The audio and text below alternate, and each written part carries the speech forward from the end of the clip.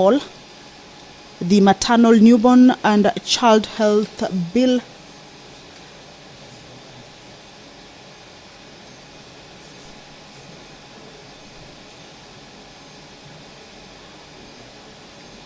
is a bill that seeks to propose a legal framework that can facilitate and enhance the delivery of quality maternal, newborn and child health services, provide a platform for raising the profile and agenda for maternal, newborn and child health services, provide a framework for formal engagement, cooperation and promotion of coordinated approach to service delivery of maternal, newborn and child health services in the country, also provide a platform of engagements between the national and county governments and to enhance accountability and sound funding strategy for maternal, newborn and child health services. This is a bill that at the committee over the whole house stage, there are amendments that various members will be moving, and of course it is at the committee of the whole house stage that it will be considered. Remember, the currently is the quorum bell. Once the quorum is achieved, 15 members are needed to be inside the chambers for the house to commence its business. So the quorum bell is to enable the house achieve that requisite number.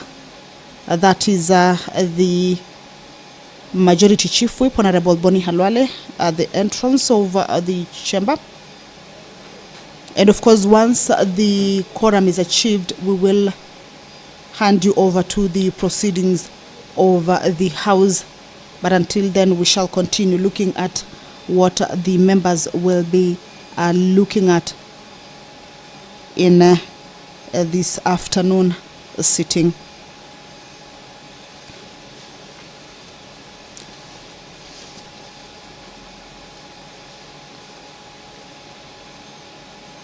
This afternoon also members will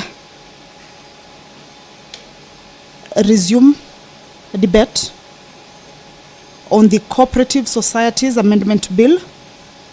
This is a bill that is originating from the Senate, a bill that is sponsored by the Honorable nominated Senator Mariam Sheikh Omar, a bill that is at its second reading stage, and its debate already started on the floor of the House. You will recall that on the Wednesday of 25th September, the year 2024, that is yesterday in the afternoon sitting, the members began debate on this particular bill. And this afternoon, the bill will resume, or the debate on this bill will resume once the House achieves that requisite number for the House to be able to commence its business. Remember, if the numbers are not achieved, all right, allow me to... Senators, we do have quorum now. Kindly take your seats. Clerk, you may proceed to call the first order, please. Order number 1, administration of oath. Order number 2, communication from the chair.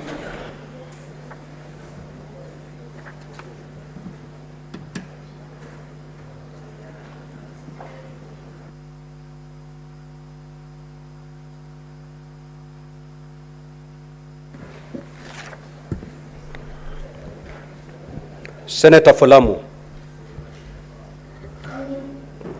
Honorable Senators, I would like to acknowledge the presence in the Speaker's Gallery this afternoon of a visiting delegation from the County Assembly of Makueni, comprising members of the Committee on County Public Investment and Special Funds Account and its Secretariat. The delegation is undertaking a benchmarking visit in the Senate. I request each member of the delegation to stand when called out so that you may be acknowledged in the Senate tradition. The Honorable Brian Kello Nzoka, the chairperson. The Honorable Jonathan Muoki Moniki, vice chairperson. the Honorable Wakatete Kisungi Mulinge, remember? The Honorable Meshak Kali Ndambuki, the Honorable Jackson Ndolo Kimunyi, the Honorable Janet Mwikali Kitunga, the Honorable Magdalene Duku Mulwa, the Honorable Jacqueline Muthini Kamula, Mr. George Maseka Mutuku, Mr. Chris Mutava, Mr. Japheth Ndambuki, Mr. Benedict Mutua, and Mr. Stephen Nyamasio. Honorable Senators, in our usual tradition of receiving and welcoming visitors to Parliament, I extend a warm welcome to the delegation, and on behalf of the Senate, on my own behalf, wish them a fruitful visit. Likewise, I have another communication to make. Honorable Senators, I would like to acknowledge the presence in the Speaker's Gallery this afternoon of a visiting delegation from the Bureau of the African Network Parliamentarians on Climate Change and its Secretariat. The delegation is undertaking a benchmarking visit in the Senate. I request each member of the delegation to stand when called out so that you may be acknowledged in the Senate tradition. The Honorable Carlo Emily, Member of Parliament, Cote d'Ivoire, and Chairman of ANPCC. I didn't want to pronounce the first name because I will never do justice. The Honorable Mapoko Nene, MP, Member of Parliament from the Democratic Republic of Congo and Vice Chairperson of ANPCC. The Honorable Jacqueline Amongini, MP, Member of Parliament from Uganda and Secretary General of ANPCC. The Honorable Clifford Andre, MP, Member of Parliament from Seychelles and Deputy Secretary General ANPCC. The Honorable Mayik Deng, MP, Member of Parliament, South Sudan, and a member of the Bureau. Honorable Selo Hakane, MP, Member of Parliament from the Republic of Lesotho, and a member of the Bureau. Honorable Adamu Saba, MP, Member of Parliament from Nigeria, and a member of the Bureau. Honorable Ngwala Antony, MP, Member of Parliament from Congo, and a member of the Bureau. Honorable Isamado Jaber, MP, Member of Parliament from the Republic of Chad, and a member of the Bureau. The Honorable Aissata Kamara, MP, Member of Parliament from the Republic of Guinea, and a member of the Bureau. Mr. Sylvester Kaonga, Parliamentary Staff, Parliament of Zambia. Mr. Emmanuel Sebastian, Sound Technician. Mr. Kenneth Kuria, Sound Technician. Ms. Caroline Oyugi, Language Interpreter. Mr. Vincent Nyatuka, Language Interpreter. Mr. Abraham Kamratatsi, Staff of the African Group Negotiators Experts Support Group, into brackets, Agnes. Mr. Leon Mulama, Staff of Agnes. Mr. Festus Langat, Staff of Agnes. Mr. Shadrach Arum, Staff of Agnes, and Ms. Christine Mora, Staff of Agnes. Honorable Senators, the Agnes I'm talking about here is African Group of Negotiators Expert Support. So, Honorable Senators, in our usual tradition of receiving and welcoming visitors to Parliament, I extend a warm welcome to the delegation, and on behalf of the Senate, on my own behalf, wish them a fruitful visit. I will allow the Minority Leader, Senator Kajwang, Senator Boni. I wish you were in the chamber. I could have thrown you out, but still out of the chamber. So Senator Boni and Senator Tabitha, the four senators, to extend a word of welcome on behalf of the two delegations. And thereafter, the senator for Makueni will wrap it up.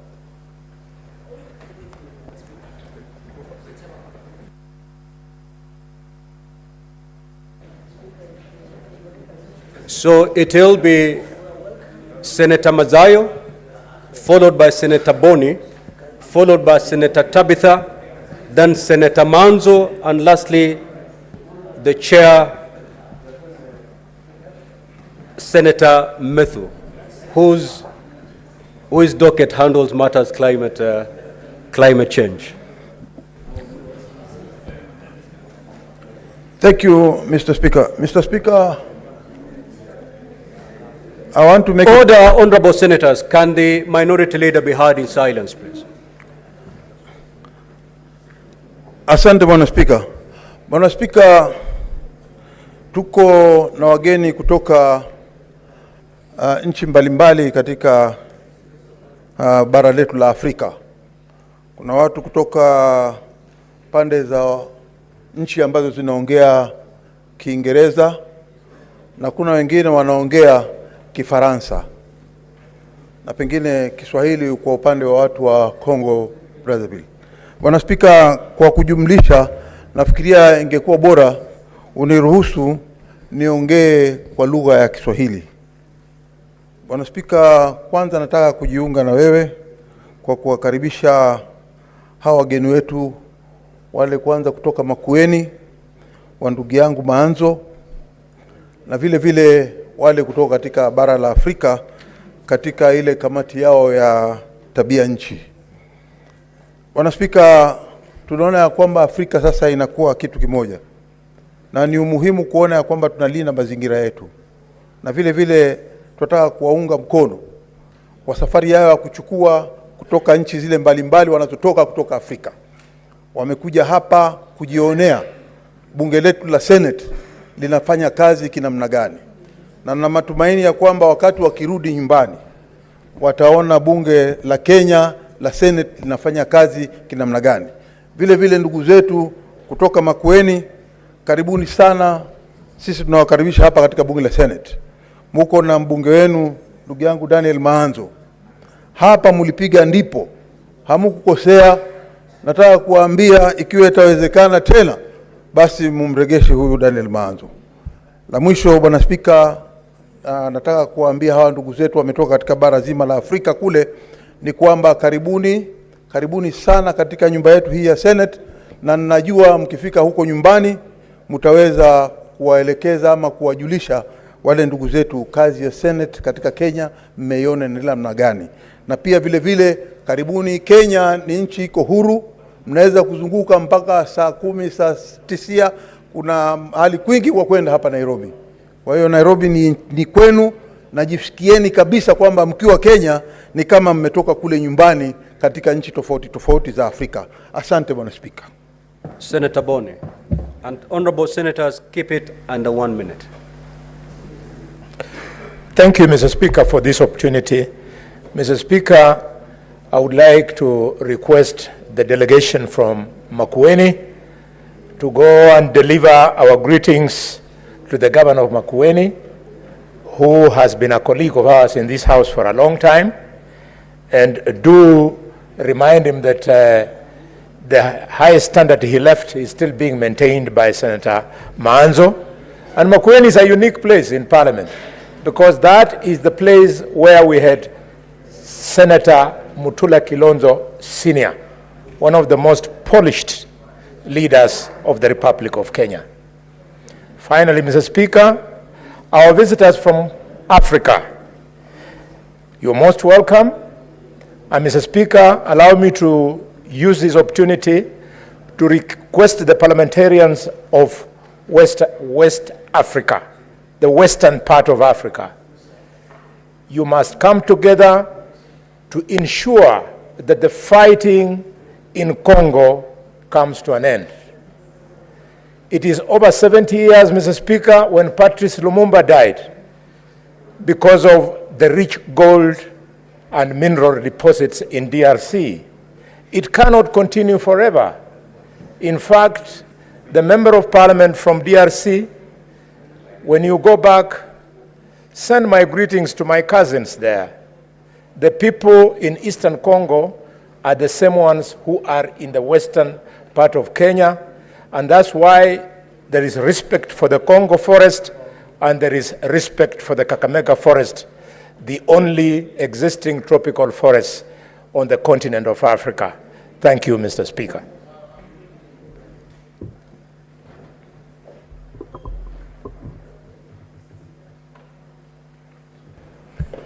Mr. Speaker, I join you and the House to welcome the delegation from the Africa Parliamentarians Network on Climate Change, as well as the delegation from Makueni. Mr. Speaker, allow me also to take this opportunity to wish you a happy birthday. It is not... I know there are some old men who don't know their dates of birth, and so they like Senator Bass, so he's not very amused. Mr. Speaker, as we welcome the delegation, I also want to thank you for creating time. I know at 4 o'clock you'll be having a conversation with the honorable members of parliament. I want to thank you that in the last September, when Kenya hosted the African Climate Summit, this parliament brought together members of parliament from 28 African countries, and the meeting was held under your direction and patronage. Today, we have members of parliament from 12 African nations who have come here to strategize on how members of parliament can be players in the climate change conversation. Mr. Speaker, yesterday, the President of the Republic of Kenya, His Excellency William Ruto, was hosting African heads of state in New York in his capacity as a chair of the Heads of State Climate Change Committee. And so Kenya has always provided leadership on climate change matters, and I know at the right time you'll allow me to make a substantive statement on the reason why the members of parliament are here. Mr. Speaker, I join you in welcoming them so that I do not waste a lot of time. And if you may have noticed that the member from Guinea drew the loudest applause, especially from Senator Madzayo. Senator Madzayo also reminds me that now that I have the floor, and we have 12 African countries in the speaker's gallery, that it would be proper to ask for their support for a Raila Odinga chairmanship of the African Union. Thank you, Mr. Speaker, and welcome, honorable members. Senator Manzo. Thank you, Mr. Speaker. I take the opportunity to welcome the delegation from Makueni County Assembly and also the members of parliament from various countries of Africa. And Mr. Speaker, I want to wish them well here in Kenya, welcome them and tell them we are doing very well when it comes to matters dealing with climate change. And I'm sure during your stay here, you are going to learn a lot more. I have been to quite a number of countries where they come from, like the Congo, where I usually represent this house in the prayer breakfast, and want to wish all African countries a good stay here in Kenya, and we hope to interact more so that we may share more in relation to climate change. And similar to the team from Makueni, that we want you to send you home with greetings to the people of Makueni, and I hope you have learned a lot from the Honorable Kajwang, whose committee is hosting you, and the other members of parliament on how best to check the executive in Makueni. I thank you, Mr. Speaker. Senator Tabitha.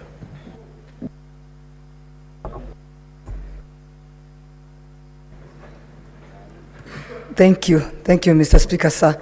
I also take the opportunity to welcome the Makueni, our own Makueni MCAs, and to continue to congratulate them and to continue urging them to continue doing the good job that you're doing, to ensure that you play the mandate that you've been given by the people of Makueni, so that you don't give a hard job to the Makueni senator on the money that he pushes to ensure that it comes to Makueni.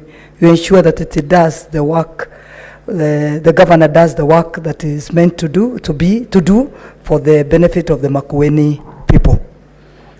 And then I take also opportunity to welcome the African group of negotiators, of experts, support, and African Union Development Agency, and to welcome them to Kenya and to feel at home. And Africa is our business, and wherever we are, work hard to ensure that we make Africa better than how we found it. Thank you, Mr. Speaker, sir. Senator Meth. Thank you very much, Honorable Speaker. I also want to start by wishing you a happy birthday. I always don't remember mine, but mine is on a very special day. I was born on Valentine's of 1991.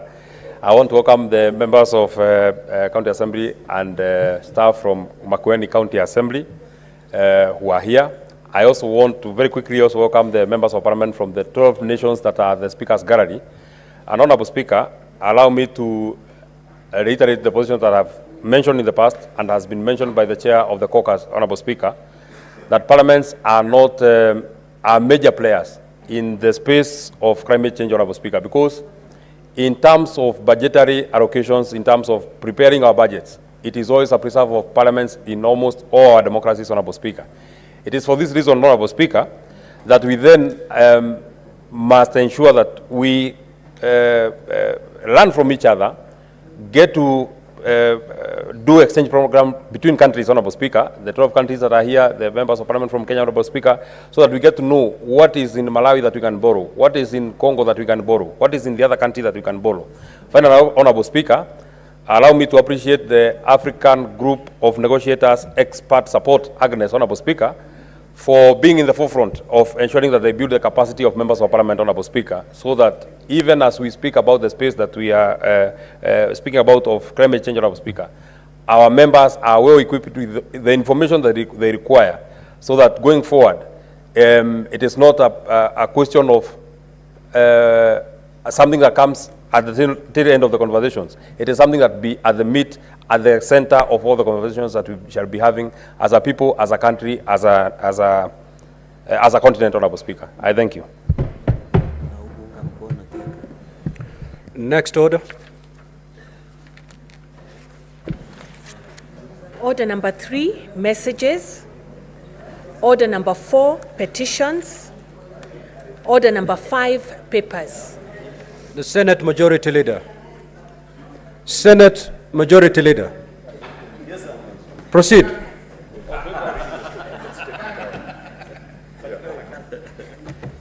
Thank you, Mr. Speaker. I beg to lay the following papers on the table of the Senate today, Thursday, the 26th of September, 2024. These are the reports of the Auditor General on the financial statements of the following hospitals for the year ended 30th June 2023. Marsabit Level 5 Referral Hospital, County Government of Marsabit. Kalacha Level 4 Hospital, County Government of Marsabit. Msambweni County Referral Hospital, County Government of Kwale. Lungalunga Sub-County Level 4 Hospital, County Government of Kwale. Samburu County Level 4 Hospital, County Government of Kwale. Kinango Sub-County Level 4 Hospital, County Government of Kwale. Marafa Sub-County Referral Hospital, County Government of Kilifi. Mtwapa Sub-County Level 4 Hospital, County Government of Kilifi. Otoro Level 4 Hospital, County Government of Homa Bay. Rachuonyo County Hospital, County Government of Homa Bay. Rangwe Level 4 Hospital, County Government of Homa Bay. Nanyuki Teaching and Referral Hospital, County Government of Laikipia. Nyahururu County Referral Hospital, County Government of Laikipia. Nakuru County Teaching and Referral Hospital, County Government of Nakuru.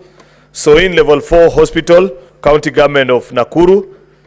Annex Hospital, Nakuru Level 4 Hospital, County Government of Nakuru. Gilgil Sub-County Hospital, County Government of Nakuru. Olenguruoni Level 4 Hospital, County Government of Nakuru. Molo Level 4 Hospital, County Government of Nakuru. Njoro Level 4 Hospital, County Government of Nakuru. Miriugi Karaoke Sub-County Level 4 Hospital in Nakuru. Elbagon Level 4 in Nakuru as well. Mukurweni Sub-County Level 4 Hospital in Nyeri. Othaya Sub-County Level 4 Hospital in Nyeri, Karatina Sub-County Level 4 Hospital in Nyeri, Mount Kenya Sub-County Level 4 Hospital in Nyeri, Kiambu Level 5 Hospital in Kiambu County, Igegania Level 4 Hospital in Kiambu County, Ruiru Level 4 Hospital in Kiambu County, Obakamoth Sub-County Level 4 Hospital in Kisumu, Chulaimbo Level 4 Hospital in County Government of Kisumu, Ojola Sub-County Level 4 Hospital in the County Government of Kisumu. Mr. Speaker, I beg to lay. Thank you.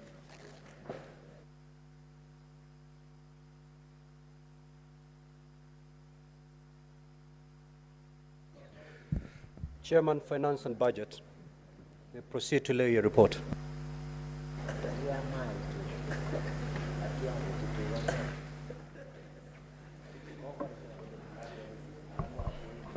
Mr. Speaker, sir, I beg to lay the following paper on the table of the Senate today, Thursday, the 26th of September 2024.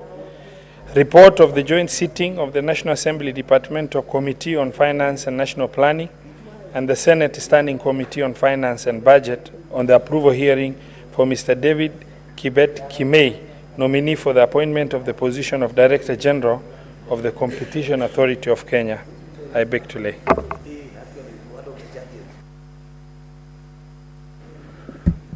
Honorable Senators, before I call the next order, I have this further communication to make.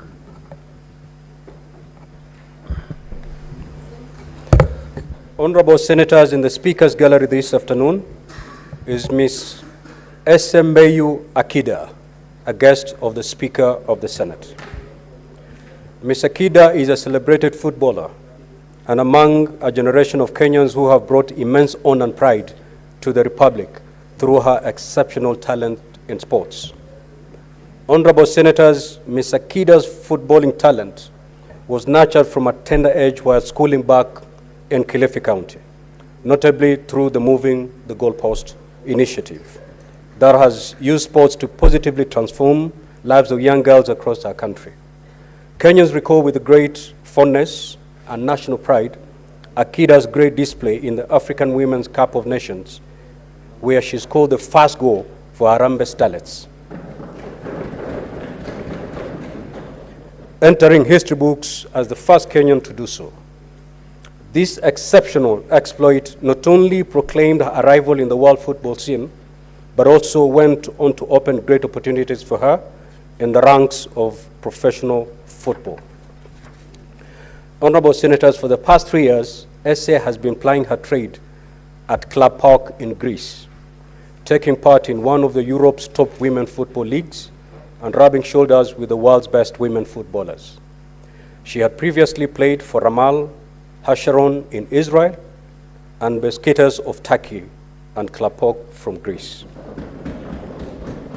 Here at home, the contributions of Akida's generation of women footballers is what laid the solid foundation for the historic achievement of the prolific under-19 Harambee Starlets team, which recently qualified for the World Cup competition for this category of women footballers to be held later next month in Dominican Republic. Ms. Akida's exploits go beyond football. Back home in Kilifi County, she has carved a niche for herself through exceptional philanthropic work and distinguished community service through the SA Akida Foundation that she founded and runs through her personal resources, which has played a pivotal role in giving hope to many girls, especially those from humble backgrounds. I must point out that years back, during my tenure as governor of Kilifi County, we celebrated Ms. Akida as one of the heroines for her outstanding philanthropy, which has empowered girls, sharpening their resolve to shatter the glass ceiling in their respective career paths. I congratulate Ms. Akida for taking time to document her eventful journey in life in a new book titled Chained, in which she reflects on the challenges she went through and how she triumphed. Her book provides girls growing under similar circumstances with insights and inspiration to use their talents to create and exploit opportunities that come their way in life. Honorable Senators, in our usual tradition of receiving and welcoming visitors to Parliament, I extend a warm welcome to SMBU Akida, and on behalf of the Senate, on my own behalf, wish her a fruitful visit. I will allow the Senator for Kilifi and the Senate Majority Leader under 1 minute to extend a word of welcome.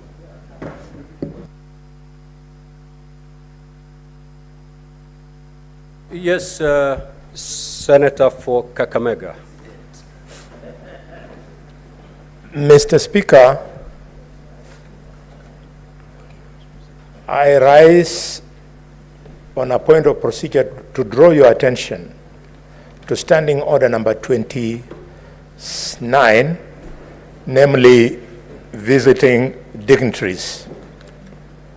Mr. Speaker, what you have read about this young woman distinguishes her from many women in this country. Mr. Speaker, I wish it had come to my attention earlier. I would have requested that she be allowed to be treated in the same manner that we treat under this standing order on visiting dignitaries, so that she should be in the right seat, so that it serves as an example to the youth of this country, especially my daughters. Since it's just one of them. Mr. Speaker, having said that, I don't know what you will rule, but she deserves it. Thank you, Mr. Speaker. Thank you, Honorable Bonnie.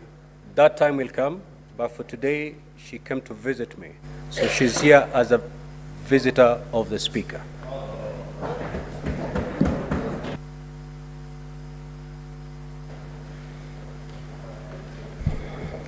Asante, Bwana Spika.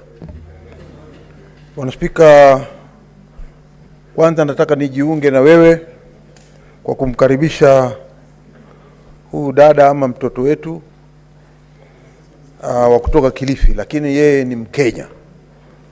Ni Mkenya kwa sababu anatoka katika nchi yetu na amefanya mengi ambayo ni maajabu katika Kenya. Bwana Spika, kitu kwanza nataka kutoa kongole kubwa sana kwa huyu msichana anaitwa Akida kutoka sehemu ya Kilifi, kwa sababu ameweza kuvunja ngome nyingi sana ambazo za pingamizi katika taaluma ile ambayo yuko.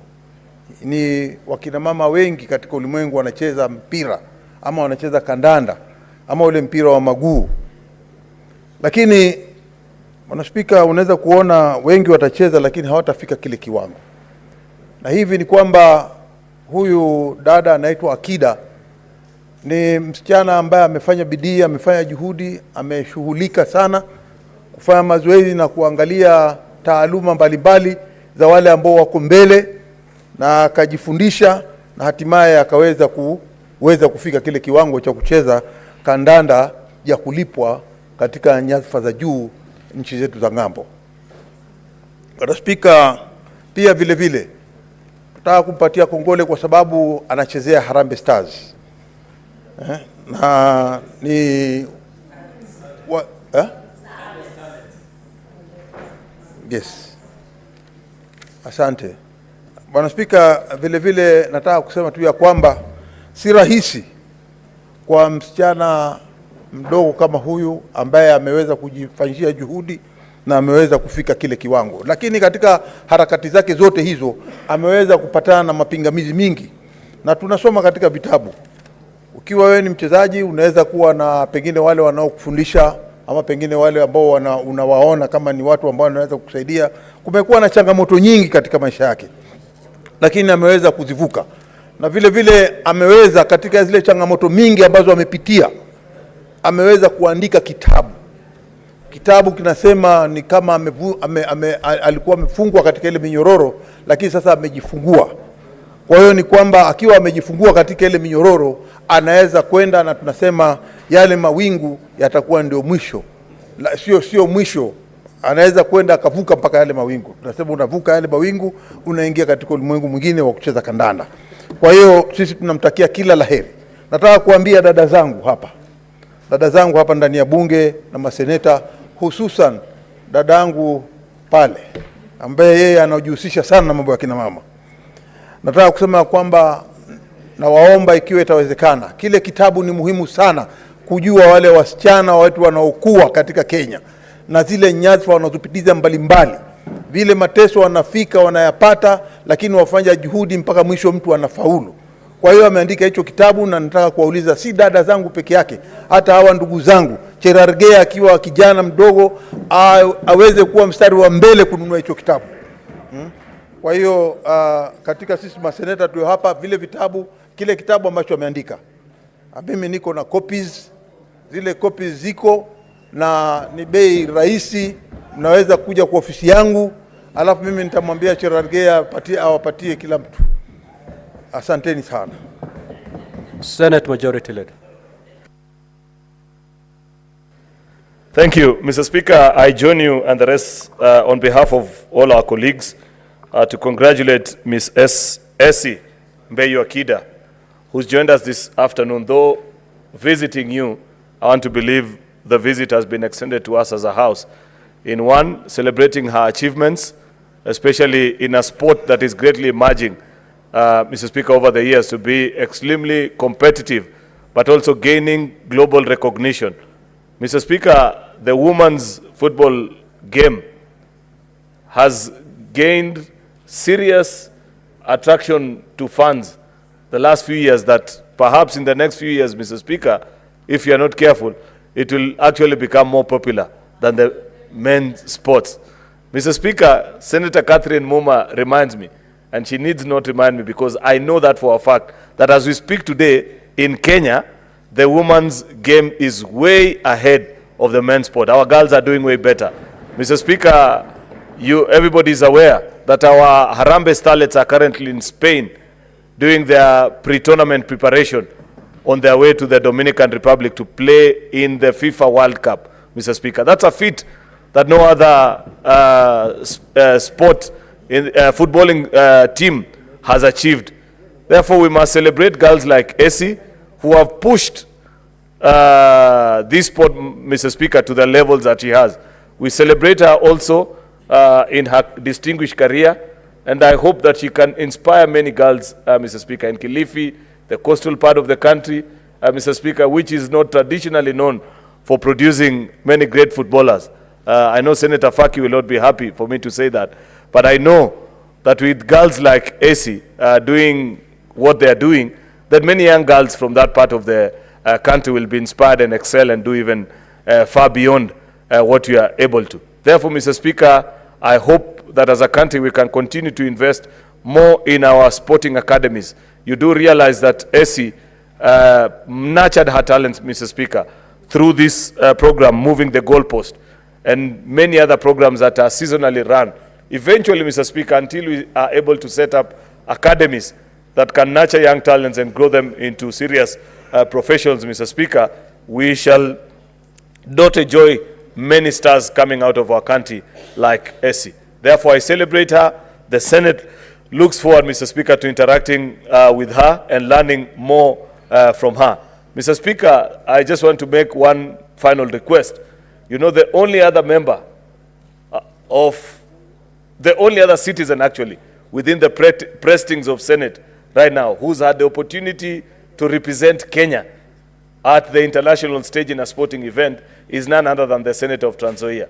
Senator Alan Chensang featured for the national team. I know this because I was in university with him at the time when he represented Kenya in the All-African Games. I'm not sure whether they were with Essie at that time, but given that she had performed better than Senator Faki, Senator Kajwang, who runs once in a while in the day and at night, Mr. Speaker, why don't we allow Senator Chesang to celebrate a fellow icon who has done well? That's my humble request. Welcome, Essie. I celebrate you. Senator Hamida. Senator Hamida, then Senator Alan Chesang, and then Senator Oroba, and Senator Faki. We wrap it up at that. Asante Bwana Spika. Na mimi pia nataka kuchukua nafasi hii kama upande wa mama wa Kewosa kuweza kujivunia mrembo wetu. Karibu sana na asante kwa kututembelea. tumepata sifa zako, na sisi tunasema kongole. Kongole kwa kupeperusha bendera ya Kenya. Tunakuombea mema na utuwakilishe vilivyo. Na pia tunakusifu sana kwa wewe kuja kushika wenzako mkono, na wao pia kuwasaidia wafike mahali umefika. Sio watu wengi upenda kufanya hivyo ili wenzake wasiwafikie, lakini wewe tunakushukuru sana kwa kuweza pia kurudi nyumbani ili na wao pia wapate kile wewe umeweza kupata. Na tunakwambia pia ukiwa kule, jivunie kuwa Mkenya. Tuwakilishe vilivyo, na tunakuomba sifa yetu na sifa yako kama Mkenya na kama msichana uiweke mbele, usihadaishwe na wengine, na wewe mafikira yako yawe, malengo yako yawe mazuri, na usikubali kuhadaishwa kwa kitu chochote. Tunakusifu na asante sana kwa kututembelea. Shukran. Asante mwenyekiti. Senator Alan Chesang.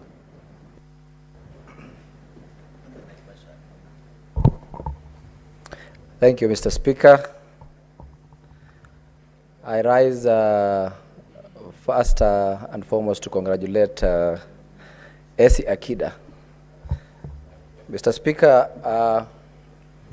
I'm a very proud senator in this house, Mr. Speaker. First, I happen to be one of the people who has been part of Esi's life, and I think her first flight to the All African Games, she was seated next to me. That was in 2007 or 2000 All African Games in Algeria. Mr. Speaker, I want to congratulate her because I've seen her hard work in her sporting activity all the way through. I've seen her grow. I've seen her efforts and her training in Kenya. And it's a very good example to this country, Mr. Speaker, that sport pays, Mr. Speaker. I have been following her wherever she goes, every team she's been in Kenya and overseas. Mr. Speaker, this is just an example, and she's a living proof that sports pay, and if the government puts more effort in this kind of sports, we are going to change many of our youths in this country. So, Mr. Speaker, I'd also like to again congratulate her for writing a book and being a person that many of our youths would look upon to. So, Mr. Speaker, I just want to say thank you once again to her, and also maybe also appreciate my brother Aaron Cheriot for recognizing that we were in the same university together, Mr. Speaker. The University of Moi in Eldoret. Mr. Speaker, it's a privilege because most of the members here, they will not have anyone to say they were classmates or in the same university, Mr. Speaker. So let me just say thank you once again to Esi and congratulations. Keep striving, and we are always behind you, Esi. Thank you so much. Senator Robert. Thank you, Speaker. Congratulations, Ms. Akida. You know, I'm just peeping to see that it's really you because I follow you a lot online. Speaker, I want to congratulate this lady because, you know, Kilifi County is known for a lot of things, but it's also known for teenage pregnancies.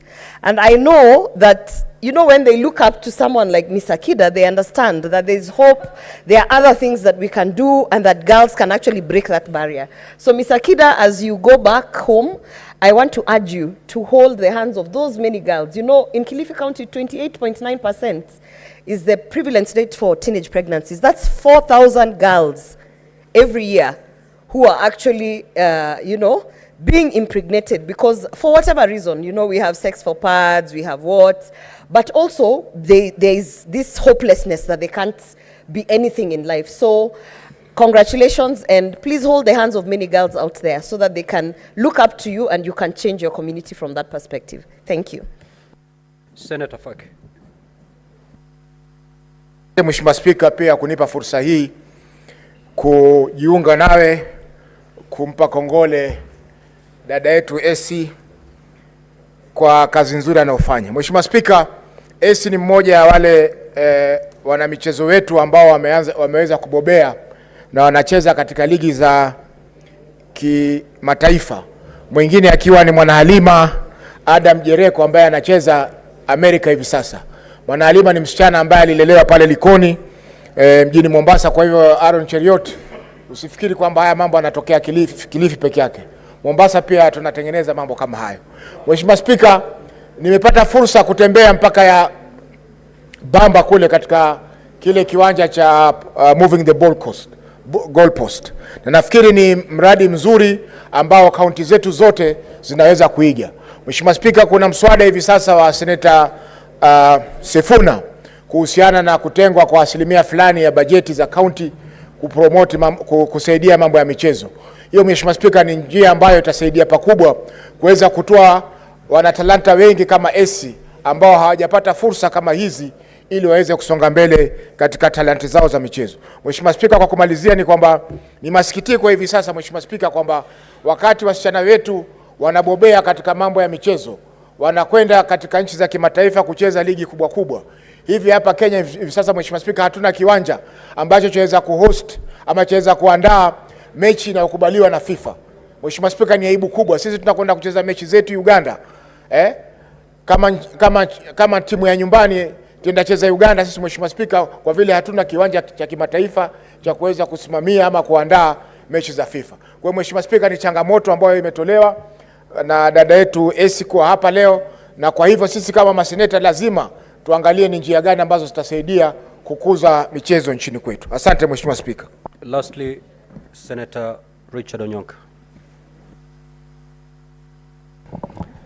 Thank you, Mr. Speaker. I stand here as somebody, first of all, who wants to give my accolades to you as the Speaker for having thought it wise that you would invite Her Excellency, the young lady who has actually made our country proud.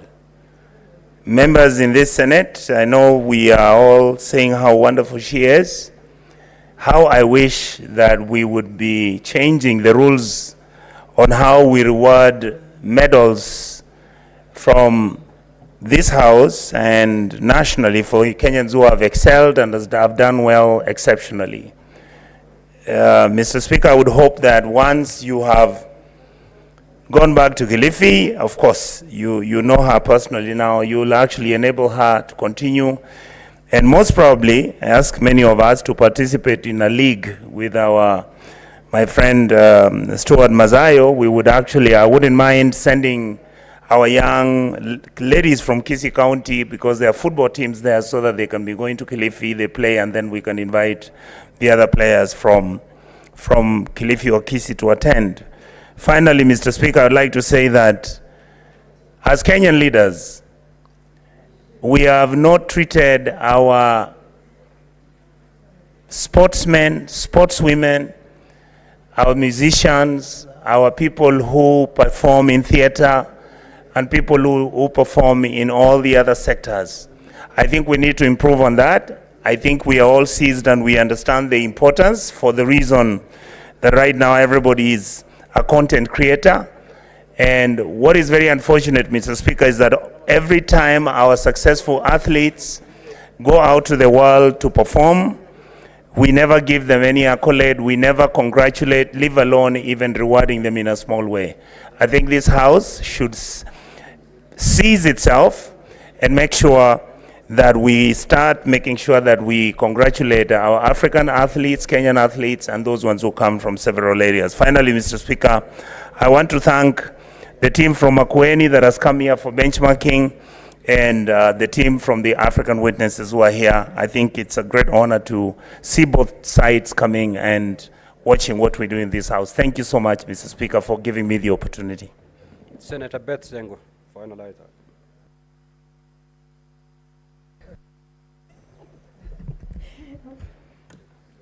Thank you, Mr. Speaker, for giving me this chance. I want to take this opportunity to congratulate AC. And Mr. Speaker, I also congratulate you because she comes from your county. And my minority leader, Senator Mazayo, has nurtured and mentored the girl, and I really recognize this. Mr. Speaker, as the women president of ODM Women League, and by extension, broad-based, I want to speak on behalf of all the women and say that we need girls who are gifted and who are talented like her. And I would advise that let the parents give girls to participate in games, in education, in everything that a boy child does, a girl child can do better. I want to thank you, Mr. Speaker, and ask that the book that she has written, that it gets out and gets to the hands of our young girls and even mature women, that we may read, we may be motivated, we may be encouraged, and also borrow a leaf from her. Thank you, Mr. Speaker, sir. Next order.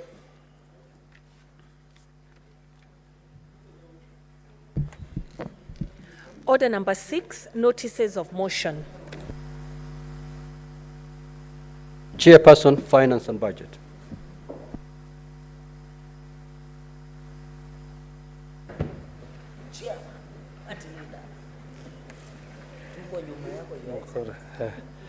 Mr. Speaker, sir, I beg to give notice of the following motion, that the Senate adopts the report of the joint sitting of the National Assembly Departmental Committee on Finance and National Planning and the Senate Standing Committee on Finance and Budget on the approval hearing of Mr. David Kibet Kemei, nominee for the appointment for the position of Director General of the Competition Authority of Kenya. Thank you.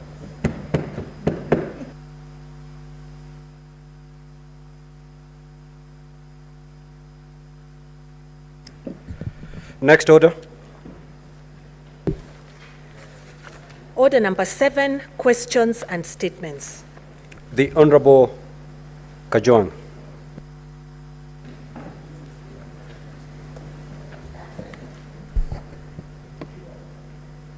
Mr. Speaker, I rise pursuant to Standing Order 52.1 to make a statement on an issue of general topical concern regarding the pivotal role of parliaments in implementing both international and national climate change commitments in Africa. Mr. Speaker, between the 1st and 5th of September 2024, the National Assembly of Cote d'Ivoire, in partnership with the African Group of Negotiators for Expert Support, AGNES, and the African Union Development Agency, hosted a high-level meeting of parliamentarians in Abidjan. This meeting, held on the sidelines of the 12th Conference on Climate Change and Development in Africa and the 10th Special Session of the African Ministerial Conference on the Environment, brought together parliamentarians from across the continent, all of whom are members of the committees, commissions, and caucuses on environment, climate change, agriculture, and natural resources. The meeting, under the theme of strengthening the role of parliaments in the implementation of national and international commitments on climate change in Africa, aimed to build the capacity of parliamentarians to better understand their roles in addressing the escalating climate crisis. As part of the outcomes, a 12-member bureau was elected to guide the work of this network of parliamentarians. The meeting of the bureau is currently ongoing in Nairobi to organize their affairs and develop a comprehensive roadmap for their work. And Mr. Speaker, I want to thank you for acknowledging the 12-member bureau that is in the Speaker's gallery. Mr. Speaker, sir, it is crucial to underscore the role of parliaments in the global and national climate governance frameworks. As elected representatives of the people, members of parliament are uniquely positioned to ensure that international climate commitments, such as those outlined in the Paris Agreement and Africa's nationally determined contributions, are translated into effective policies, actions, and laws at the national level. Our role as legislators is not simply to pass legislation, but to actively oversee its implementation and to ensure that climate action is integrated into all areas of governance, from agriculture and energy to health and infrastructure. Mr. Speaker, the meeting in Abidjan highlighted the need for parliamentary oversight as a cornerstone of effective climate governance. MPs have a responsibility to hold their governments accountable for meeting climate targets, tracking progress on NDCs, and ensuring that the necessary financial and technical resources are made available to support climate action. This requires us to be proactive in monitoring the policies and programs put in place to mitigate and adapt to the impacts of climate change and ensure that they're effective, equitable, and that they benefit the most vulnerable in our societies. Furthermore, Mr. Speaker, Parliament must lead in the legislative process by enacting strong climate laws that establish clear frameworks for action, allocate appropriate budgets for climate initiatives, and set accountability mechanisms for implementation. During the discussions in Abidjan, it became evident that many African countries still lack comprehensive climate legislation. It is therefore incumbent upon us as parliamentarians to work collaboratively with our executive branches and other stakeholders to develop and pass the necessary legal frameworks that align with our international commitments and ensure national climate resilience. Mr. Speaker, I'm happy to note and to report that Kenya in 2016 was the pioneering African country when we came up with the Climate Change Act, and only last year in September, this House was involved in amendments to the Climate Change Act to provide a framework for carbon markets and carbon trading, and that puts Kenya ahead of the rest of the countries in Africa. Mr. Speaker, sir, the Abidjan Declaration also emphasized the importance of carbon trading and climate finance as critical tools in Africa's climate response. African nations, many of which are rich in natural resources, must participate equitably in the global carbon market. As MPs, we must advocate for the development of harmonized carbon trading models that ensure fairness and justice in pricing, allowing our countries to benefit from carbon credits while simultaneously supporting global efforts to reduce emissions. We must also push for increased climate finance, including accessing grants and funds from mechanisms such as the Green Climate Fund to support adaptation and mitigation projects in Africa. A significant focus of the Abidjan meeting was on capacity building.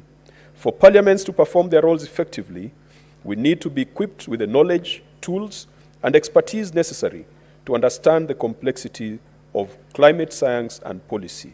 And this is why partnership with institutions like the Africa Union Development Agency, NEPAD, and AGNES are invaluable. They can provide the technical support needed to strengthen the capacity of parliamentarians and technical staff to oversee climate action, track progress, and ensure accountability. Mr. Speaker, I want to encourage your office and the office of the clerk that perhaps Parliament needs to have a trained negotiator on climate matters, because Parliament is very much involved in climate legislation, and it is high time we partnered with Agnes to build the capacity of our clerks on climate negotiation. Mr. Speaker, the declaration in Abidjan emphasized the role of multi-stakeholder engagement. Climate action requires the involvement of all sectors of society, including the scientific community, civil society, private sector, and most importantly, local communities. MPs must serve as a bridge between the people and the government, ensuring that climate policies reflect the needs and aspirations of the people, particularly those in vulnerable communities who are most affected by climate change. Mr. Speaker, here in Nairobi, scientists, negotiators, researchers, and civil society are gathered under the banner of Agnes to develop a position pre-COP29. And Mr. Speaker, as I said earlier, we were also very pleased to see our president lead the African heads of state in New York in his capacity as a chair of the relevant committee. Mr. Speaker, sir, as we look ahead to COP29 in Azerbaijan, Baku, and other upcoming international negotiations, the Abidjan Declaration provides a clear message that Africa must be bold and assertive in advocating for its climate priorities. One of the key messages to the Africa Ministerial Conference on Environment for COP29 is a call for an ambitious new goal on climate finance, with at least $1.5 trillion in annual public finance for adaptation and mitigation. This is essential if African countries are to build climate resilience and address the growing impacts of climate change on food security, health, and livelihoods. In conclusion, Mr. Speaker, sir, parliaments are at the heart of climate action in Africa. The Abidjan Declaration is a clarion call for us to take up our roles with the seriousness that they deserve. As Kenyan MPs, we must work together to ensure that our laws, policies, and budgets are aligned with our climate commitments and that we are playing an active role in the global effort to combat climate change. The future of our continent and our planet depends on the actions we take today. Mr. Speaker, with your indulgence, allow me to thank the chair of the substantive committee that deals with climate change, Senator Maythew. Allow me to also thank the members of the caucus that I lead, which works very closely with the specific departmental committee, for their support.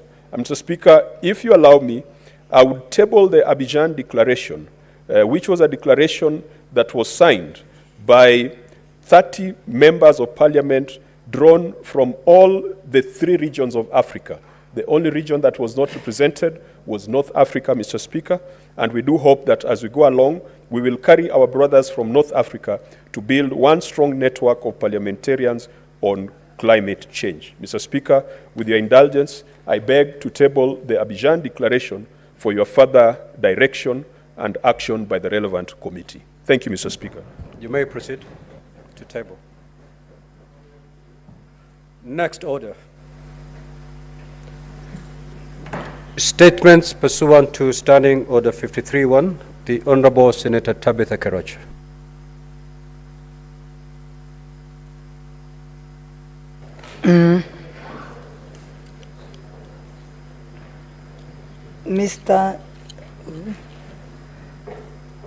Mr. Speaker, sir, I raise,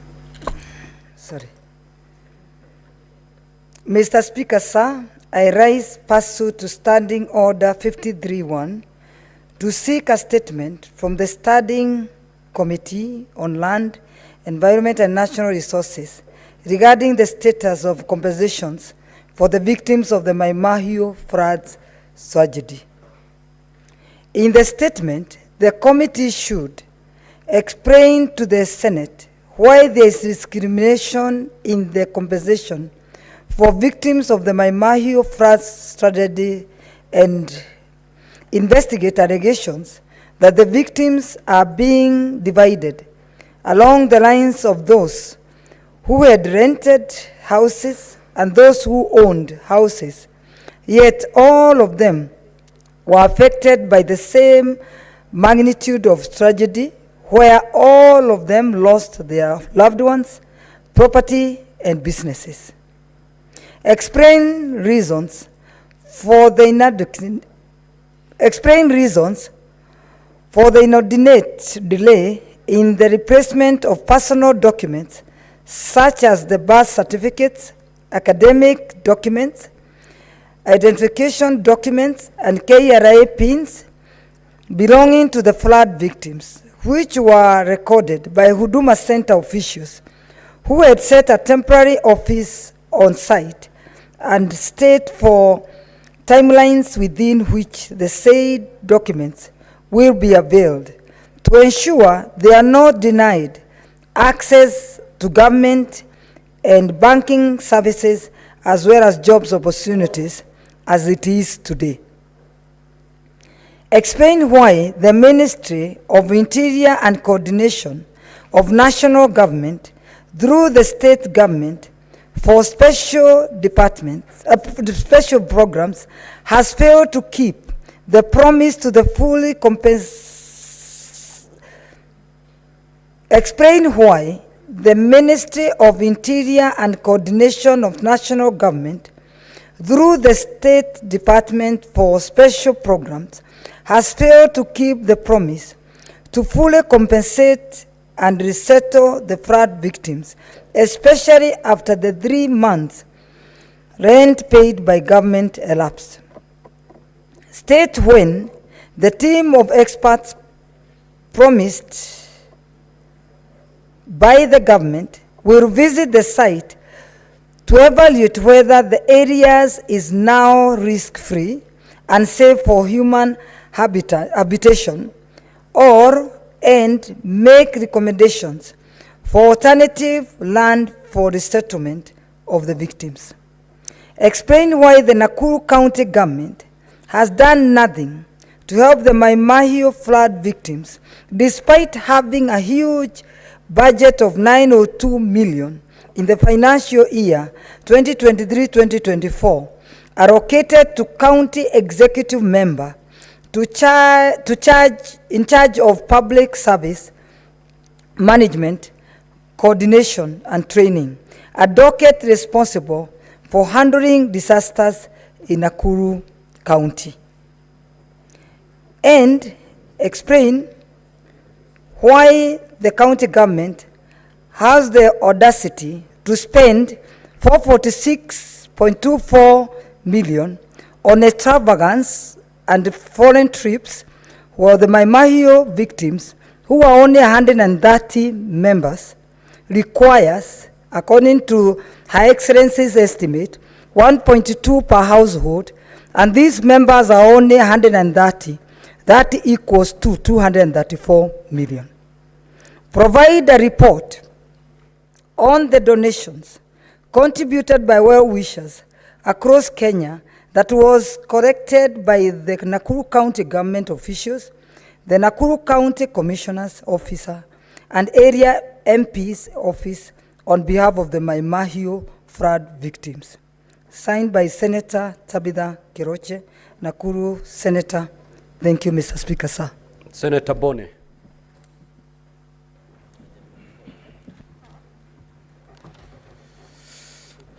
Thank you, Mr. Speaker. Mr. Speaker, sir, I rise pursuant to Standing Order number 53-1 to seek a statement, not medical, to seek a statement. I'm sorry. That is how doctors are wired. Mr. Speaker, to seek a statement from the Standing Committee on Health regarding the medical negligence at Vihiga County Referral Hospital. In the statement, Mr. Speaker, I would like the committee should outline the medical safety procedures implemented before, during, and after surgical procedures at this hospital. 2, clarify the circumstances that led to a surgical seizure being left in the abdomen of Mrs. Definitely Hweji Salago during her abdominal surgery at Vihiga County Referral Hospital. 3, disclose the names of the members of the medical team led by the surgeon that performed the fetal surgery on Mrs. Definitely Hweji Salago, disclosing any disciplinary actions taken against them for the gross medical negligence. 4, provide information regarding the psychological and financial support and possibly compensation offered to the family of the late following the incidents. 5, state measures put in place by the Vihiga County Referral Hospital to prevent the recurrence of such a regrettable incidences. And Mr. Speaker, as I end, I want to offer my condolences to the late and an apology on behalf of the Kenya Medical Practitioners and Dentists Board, because this is not our standard. Thank you, Mr. Speaker. Senator Catherine Mumo.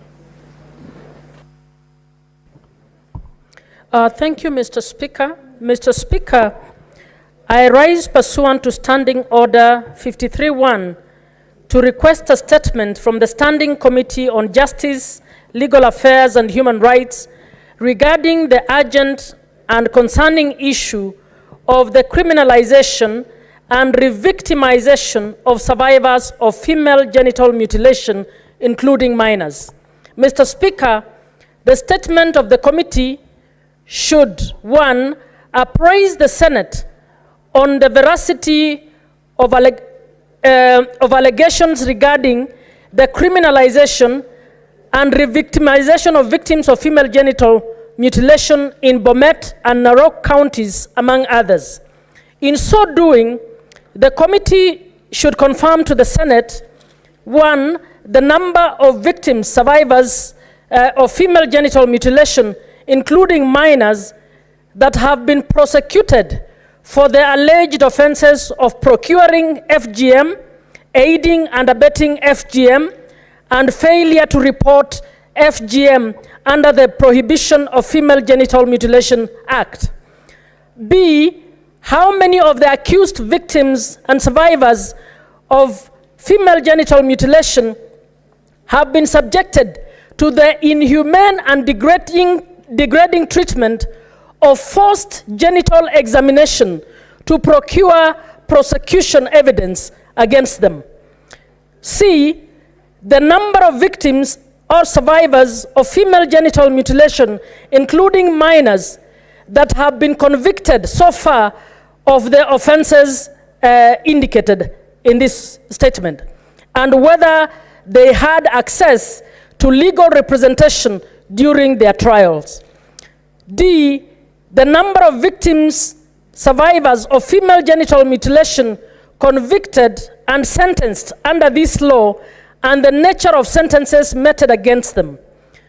Number 2, could the committee invite the cabinet secretaries for the ministries of Interior, National Administration, and Government Coordination, Ministry of Health, Ministry of Education, the Attorney General, the Inspector General, the Director of Public Prosecutions, the National Gender and Equality Commission, and the Kenya National Commission on Human Rights, including the National Syndemic Diseases Control Council, to discuss a proactive policy response to this concerning issue. Finally, could the committee organize a meeting with the Chief Justice of Kenya, the National Council for Administration of Justice, and other justice sector stakeholders to come up with the most appropriate policy in response to this concerning issue? I thank you, Mr. Speaker. Senator Faki. Thank you, Mr. Speaker, sir. I rise pursuant to Standing Order number 53-1 to seek a statement from the Standing Committee on Roads, Transportation and Housing on the imminent eviction of civil servants from the Hobley Road Estate near Mombasa Municipal Stadium in Mombasa County. Mr. Speaker, sir, the civil servants are due to be evicted from 1st of October 2024, ostensibly to pave way for the construction of a new housing estate in the affordable housing plan. And since we are alive to what happened to Buxton, where to date the former tenants have not been resettled despite a resolution of this house, I will not wish to see them suffer similar fate. Besides, national examinations that are due to start in October 2024 and the impending evictions and relocations could interfere with the performance of the students who are currently preparing for their final exams. Mr. Speaker, sir, in the statement, the committee should confirm, number 1, whether the civil servants facing eviction from the Hobley Road Estate have been provided with alternative accommodation to where they can relocate. Number 2, state if they will be considered for payment of disturbance allowance to facilitate their relocation from their present residence to their new residences. And number 3, disclose the person or company that was awarded the tender for the construction of the said houses, and whether the current tenants will be given first priority to occupy the units once the construction is completed. Thank you, Mr. Speaker, sir. Senator Wakoli. Those two statements are dropped. Senator Osotsi.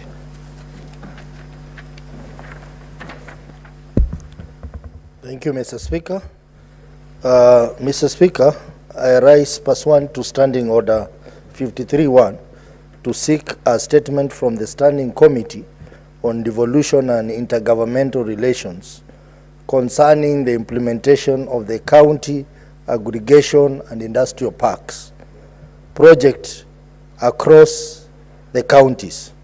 Mr. Speaker, sir, the national government, through the Ministry of Investment, Trade and Industries, in partnership with the county governments, private sector partners, development partners, and the United Nations Industrial Development Organization, UNIDO, entered into partnership to establish a county aggregation and industrial park in each county, aimed at boosting the manufacturing sector's contribution to GDP from the current 7% to 15% by 2027 and 20% by 2030.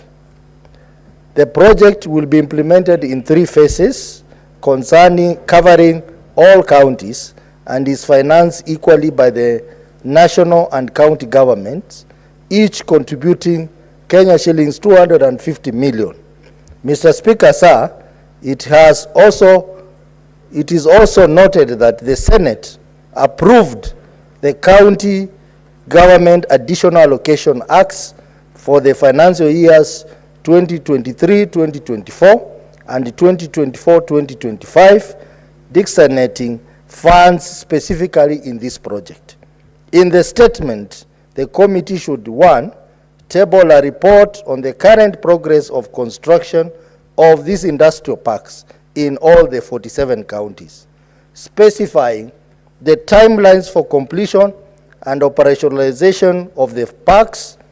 2, state the amount of funds that have so far been disbursed by the national government for each county government for construction of these parks, vis-a-vis total funds allocated to each county, and give details of any other source of funding for the project, giving a detailed breakdown per county of the money spent towards the implementation of the project.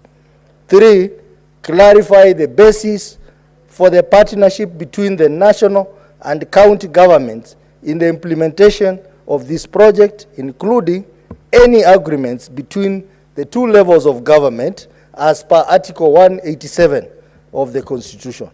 4, state whether all the counties have acquired land of equal acreage for the project, and state the measures to ensure the land is protected from any potential risk of public land grabbing. 5, furnish the Senate with the relevant project documentation such as feasibility studies, procurement plans, bills of quantities, tender documents, and state measures for ensuring maximum accountability and timely auditing of financial records of the project by the Office of the Auditor General. And 6, and last, outline the challenges hindering project implementation, noting that no county has implemented the project, and detail the measures the government has put in place to expedite its realization across all the 47 counties. Signed by Senator Godfrey Osozi, MP and Deputy Party Leader, the Orange Democratic Movement. Senator Cherarke. Thank you, Madam Speaker. Request for statement on reduction of tea bonuses in certain regions in Kenya, such as Nandi, Kericho, Bomet, Nyamira, Kisii, Trans Nzoia, Bomet, among others. Madam Speaker, I rise pursuant to Standing Order 53-1 to seek a statement from the Standing Committee on Agriculture, Livestock and Fisheries regarding the reduction of tea bonuses in the regions I have mentioned across the country. Madam Speaker, in the statement, the committee should, 1, explain the criteria used to determine tea bonuses, amounts per kilogram to be paid to farmers by tea factories in Kenya, outlining any measures put in place to ensure transparency in the process and fairness to all other regions across Kenya. Madam Speaker, number 2, provide a schedule indicating tea bonuses, amounts per kilogram paid to farmers by tea factories in Kenya, explaining disparities in the amounts paid by the different factories across the country. Madam Speaker, number 3, explain why tea bonuses, amounts per kilogram in certain regions have reduced significantly from approximately 60 shillings last year as low as 19 shillings to 25 in Nandi County and the regions have said, and in other regions it's high up to 60 shillings in other regions. Madam Speaker, number 4, state why the Tea Board of Kenya, TBK, and the Kenya Tea Development Agency, KTDA, have failed to prescribe a minimum tea bonus amount per kilogram to protect tea farmers from exploitation across the country. Madam Speaker, and finally, clarify whether the government of Kenya is adequately prepared to supply the subsidized fertilizer ahead of the impending short rains between September, October, and November to support tea farmers and other farmers who have already been impacted by low tea bonuses from across the region of Nandi, Kericho, Bomet, Nyamira, Kisii, Trans Nzoia, and Bungoma, among others. I thank you, Madam Speaker. Senator Gloria.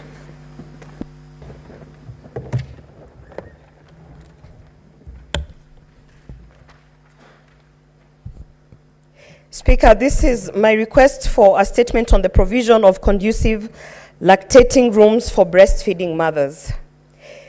Madam Speaker, I rise pursuant to Standing Order 53.1 to seek a statement from the Standing Committee on Labor and Social Welfare regarding the provision of conducive and easily accessible lactating rooms for breastfeeding mothers in workplaces in Kenya. In the statement, the committee should state whether offices in the public service and other workplaces have allocated conducive lactating rooms in proximity to work stations to enable breastfeeding mothers to attend to their duties, and 2, outline any actions the Ministry of Public Service and Human Capital Development has put in place to ensure that all breastfeeding mothers are provided with a conducive work environment as provided for in Section 71, 1 and 2 of the Health Act 2017. Thank you, Madam Speaker. Honorable Senators, we will now open up for senators to comment on the statements.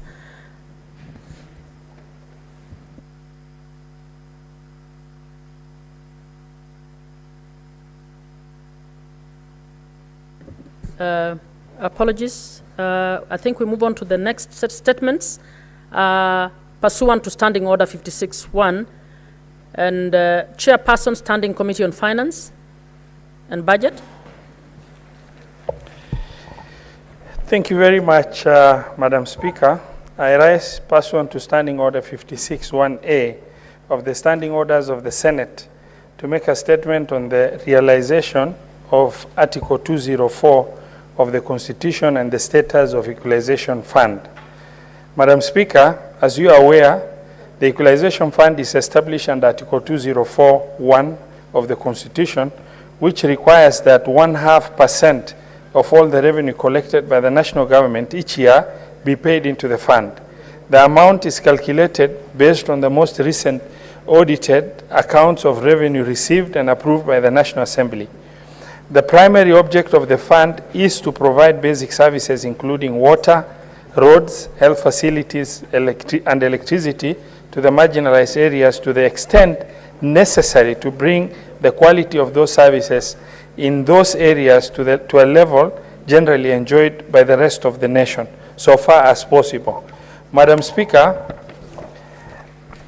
while this fund is established under Article 204(1) of the Constitution, its premise can be found in the principles that underpin public finance and in particular Article 201B of the Constitution, which provides that the public finance system shall promote an equitable society, and in particular, expenditure shall promote the equitable development of the country, including by making special provision for marginalized groups and areas.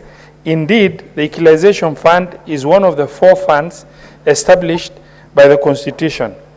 This speaks to the central role of the fund which was intended to play in ensuring that no person is left behind in the building of the nation, whose values include equity, social justice, and protection of the marginalized.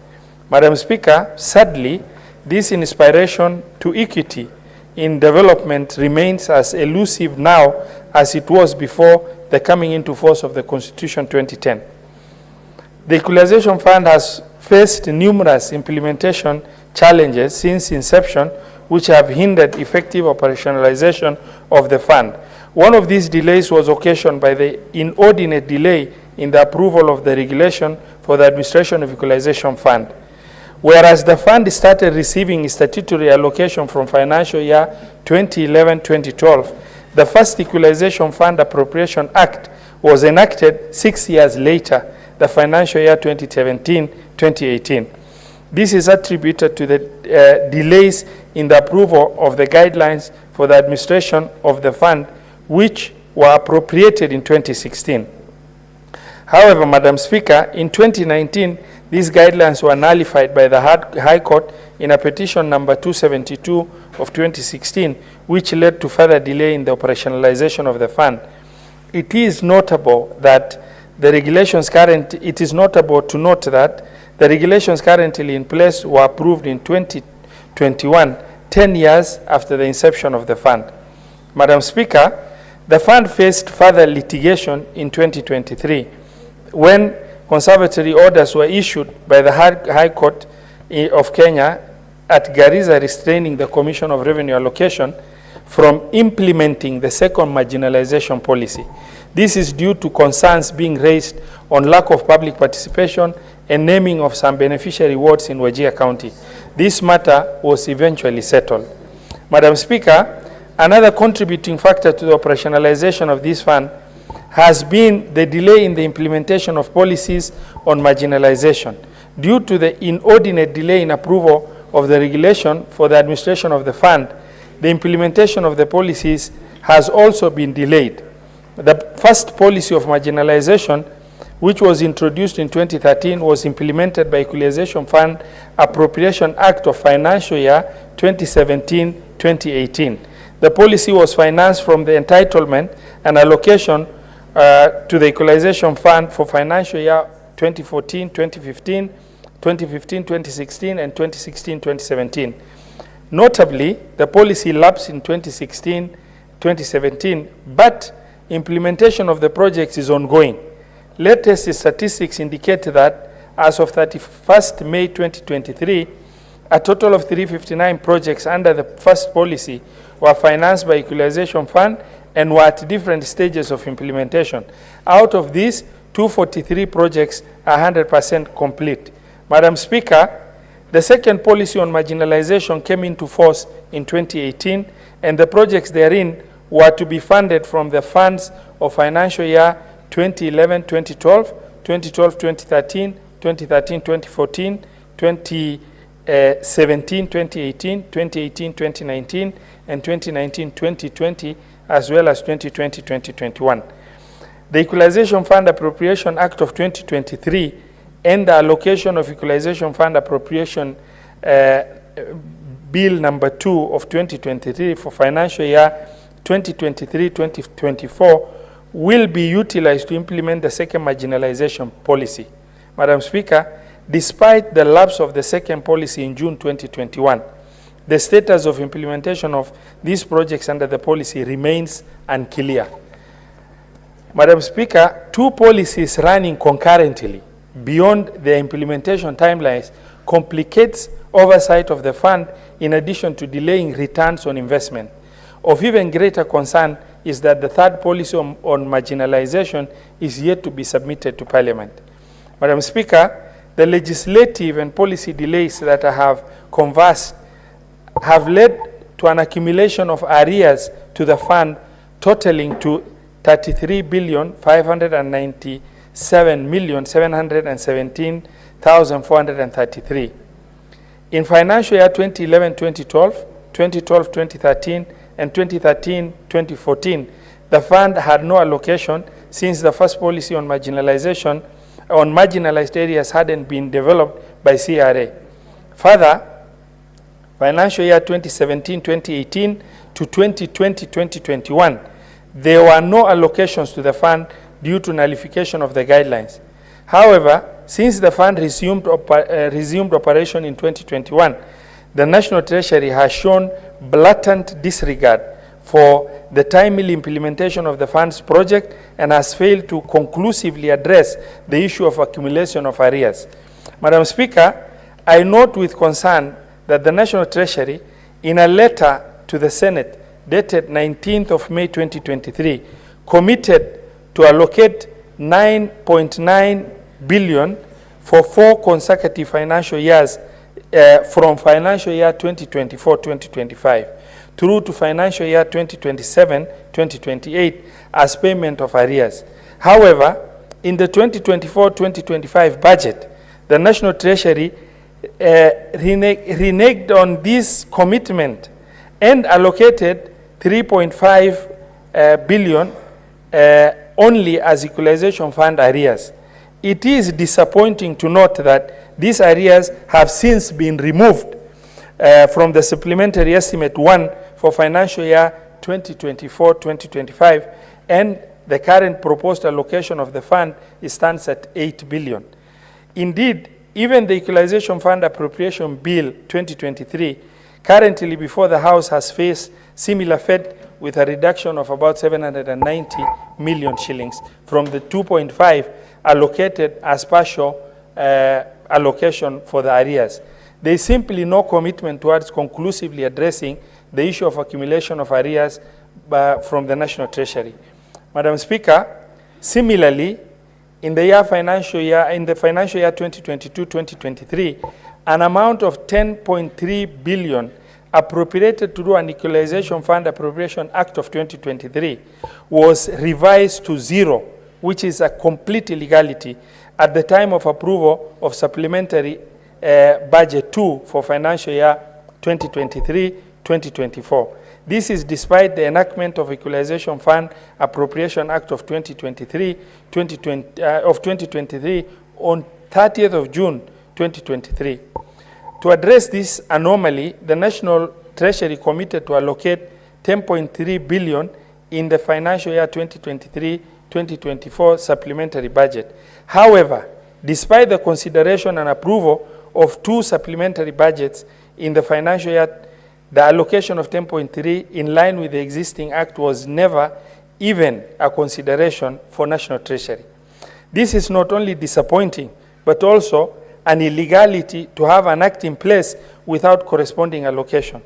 To this extent, Madam Speaker, therefore, the arrears to the fund are higher than what is reported, and it currently stands at 43.928 billion.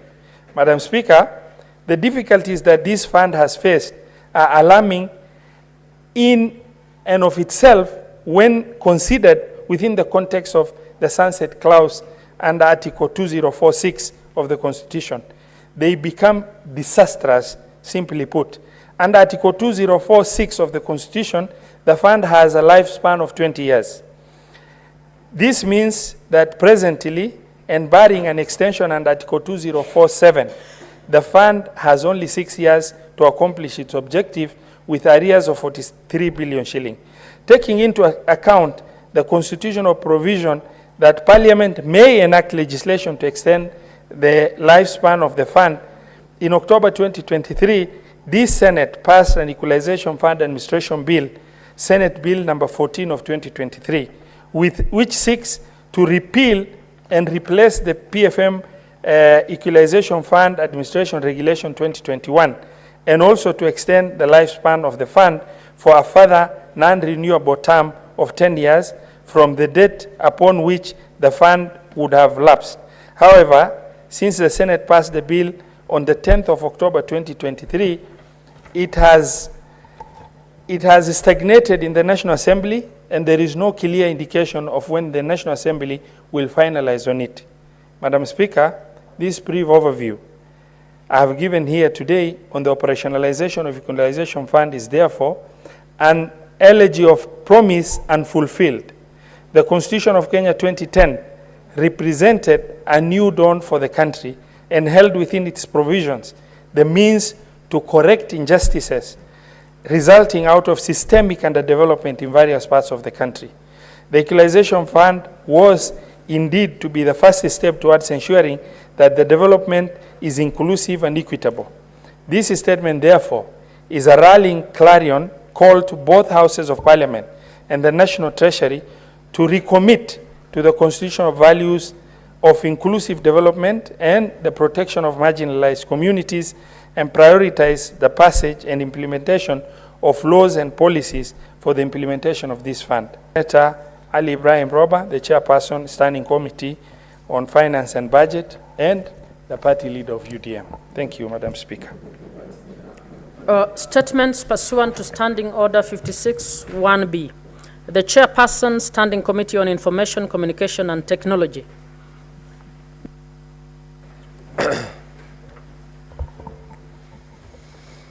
Thank you, Madam Speaker. I rise pursuant to Standing Order 56-1B of the Senate Standing Orders to make a statement relating to the activity of the Standing Committee on Information, Communication and Technology for the period commencing April to August 2024. During the period under review, the committee held a total of 20 sittings, during which it considered 7 statements and 2 inquiries. The committee also held 1 private sector and development partner stakeholders engagement and networking retreat from 14th to 17th June 2024. Attached to this statement is a schedule of legislative business considered by the committee. Madam Speaker, in the reporting period, the committee considered the statement sought by Senator Hamida Kibwana, MP, on the sale of Telecom Kenya to Infrastructure Corporation Africa, and resolved to include it as part of ongoing inquiry. The committee also considered the statement sought by Senator Samson Cherargei, MP, regarding the financial status and operations of the Postal Corporation of Kenya, which the committee has made significant progress on the statement. The committee sought additional clarifications through supplementary questions to comprehensively conclude the matter. Madam Speaker, the committee is currently concluding the following 2 inquiries: inquiring into the critical telecommunication infrastructure in the country. The committee has met other stakeholders and is scheduled to meet the Cabinet Secretary, National Treasury and Economic Planning, the Competition Authority of Kenya, and the Kenya Revenue Authority. And inquiry number 2 is inquiry into the operations of IFMIS and other county revenue collection and management systems. The committee had received submissions and a report of the multi-agency task force on integrated county revenue management system from the Council of Governors. The committee is scheduled to meet the National Treasury and the Kenya Revenue Authority. Honorable Speaker, the committee regrets the delays in concluding the statements and inquiries under its consideration, which has been occasioned by the frequent requests for postponement of meetings by the Executive, the Council of Governors, and other key stakeholders. Honorable Speaker, the committee held a private sector and development partner stakeholders engagement and networking retreat from the 14th to 17th June 2024. During the retreat, the committee engaged with key players from the ICT private sector, the telecommunications industry, and development partners to gain insights into sector-specific policy directions, identify legislative gaps, and determine priority areas for the 13th Parliament. Madam Speaker, In the next session, the committee will continue exploring measures to advocate for the reduction of import taxes on SIM cards and the zero rating of SIM card manufacturing materials to support local production with the ultimate goal of providing free SIM cards for all citizens. Additionally, the committee will focus on reviewing the progress of the digitization of government services across all ministries and agencies to enhance efficiency and accessibility. Madam Speaker, in conclusion, I wish to thank your office and that of the Clerk of the Senate for the continuous support accorded to the committee in undertaking its work. Lastly, I also wish to thank the members of the committee for their commitment and diligence and contributions during the committee activities. I thank you, Madam Speaker. The Chairperson, Standing Committee on Justice, Legal Affairs and Human Rights.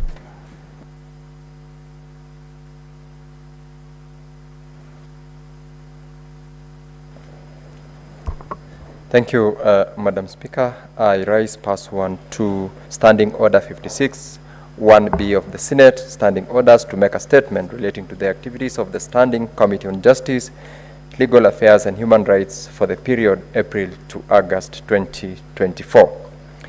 During the period under reference, the committee held 31 sittings at which it considered various legislative proposals, bills, statements, petitions, inquiries, and held stakeholder engagements as set out here in below. Madam Speaker, under A, pre-publication scrutiny, the committee conducted pre-publication scrutiny of one legislative proposal, namely the draft Constitution of Kenya Amendment Bill 2024, sponsored by the Honorable Senator Samson Cherargei, MP. The committee approved the proposal, which has since been published as a bill. Under bills, Madam Speaker, the committee considered a total of 12 bills during the reporting period. Of this, the committee concluded the consideration of and tabled reports on 5 bills, while consideration of the remaining 7 bills is ongoing. We project to finalize on these and to table the reports thereon in the coming month. Madam Speaker, under statements, the committee considered 3 statements during the reporting period and held meetings with the respective senators and the invited stakeholders. Where the responses were not satisfactory, Madam Speaker, the committee has re-invited the stakeholders to appear before the committee in the coming month. Under petitions, Madam Speaker, the committee considered 4 petitions during the reporting period, and following consultations, one of the petitions has since been redirected to the Standing Committee on Devolution and Intergovernmental Relations. The committee is projected to conclude on the remaining 3 petitions within the next 2 weeks. Madam Speaker, under sessional paper / policies, the committee considered 1 sessional paper during the reporting period, namely the Kenya Policy on Public Participation. We are at the tail end of this and will be tabling our report in the Senate during the month of October. Madam Speaker, under inquiries, the committee, following a statement sought by Senator Catherine Muma, that is the Speaker, the committee commenced an inquiry into the status of indigenous people in Kenya. This is an ongoing, and the committee is scheduled to table a high-level meeting with the key stakeholder and non-state actors in the coming month, following which the committee shall table a report in the matter in the floor of the House.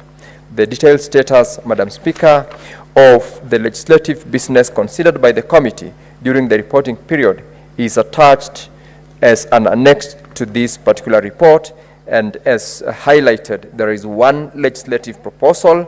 There are 14 bills, that is the Constitution of Kenya Amendment Bill 2023, Senate Bills number 15 of 2023, the Constitution of Kenya Amendment Bill, Senate Bill number 52 of 2023, which, Madam Speaker, was withdrawn by Senator Raphael Chimera on Tuesday, the House of Parliament Bicameral Relations Bill 2023, National Assembly Bills number 44 of 2023.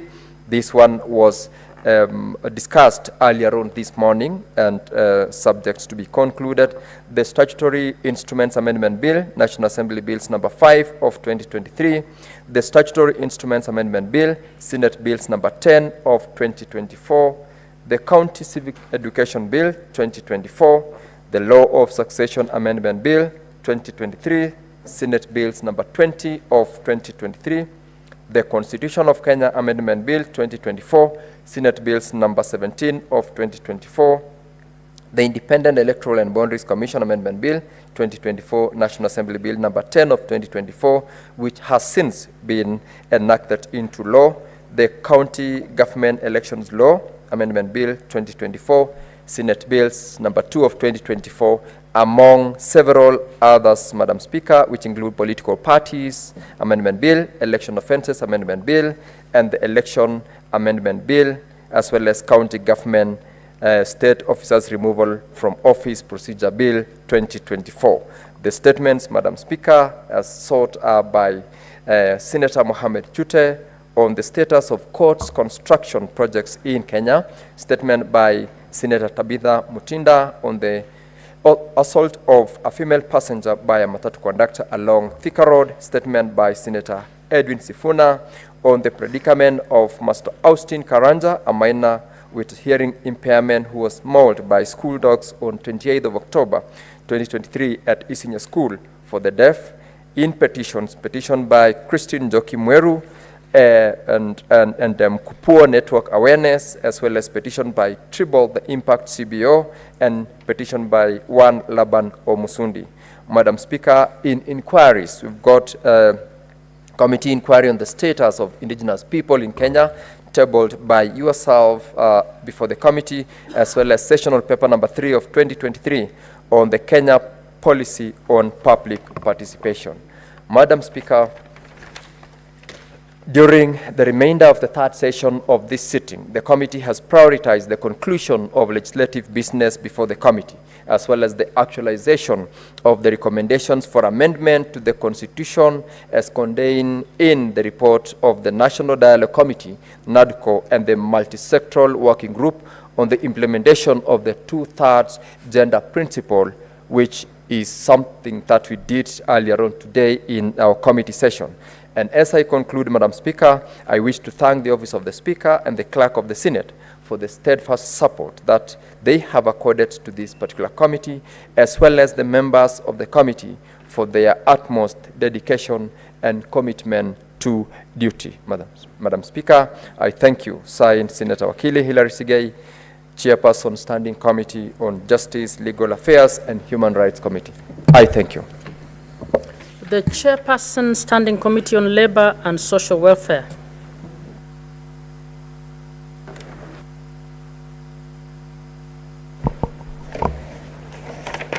Thank you, Madam Speaker. Madam Speaker, I rise pursuant to Standing Order 56(1)B of the Senate Standing Orders to make a statement relating to the activities of the Standing Committee on Labor and Social Welfare for the period between April to August 2024.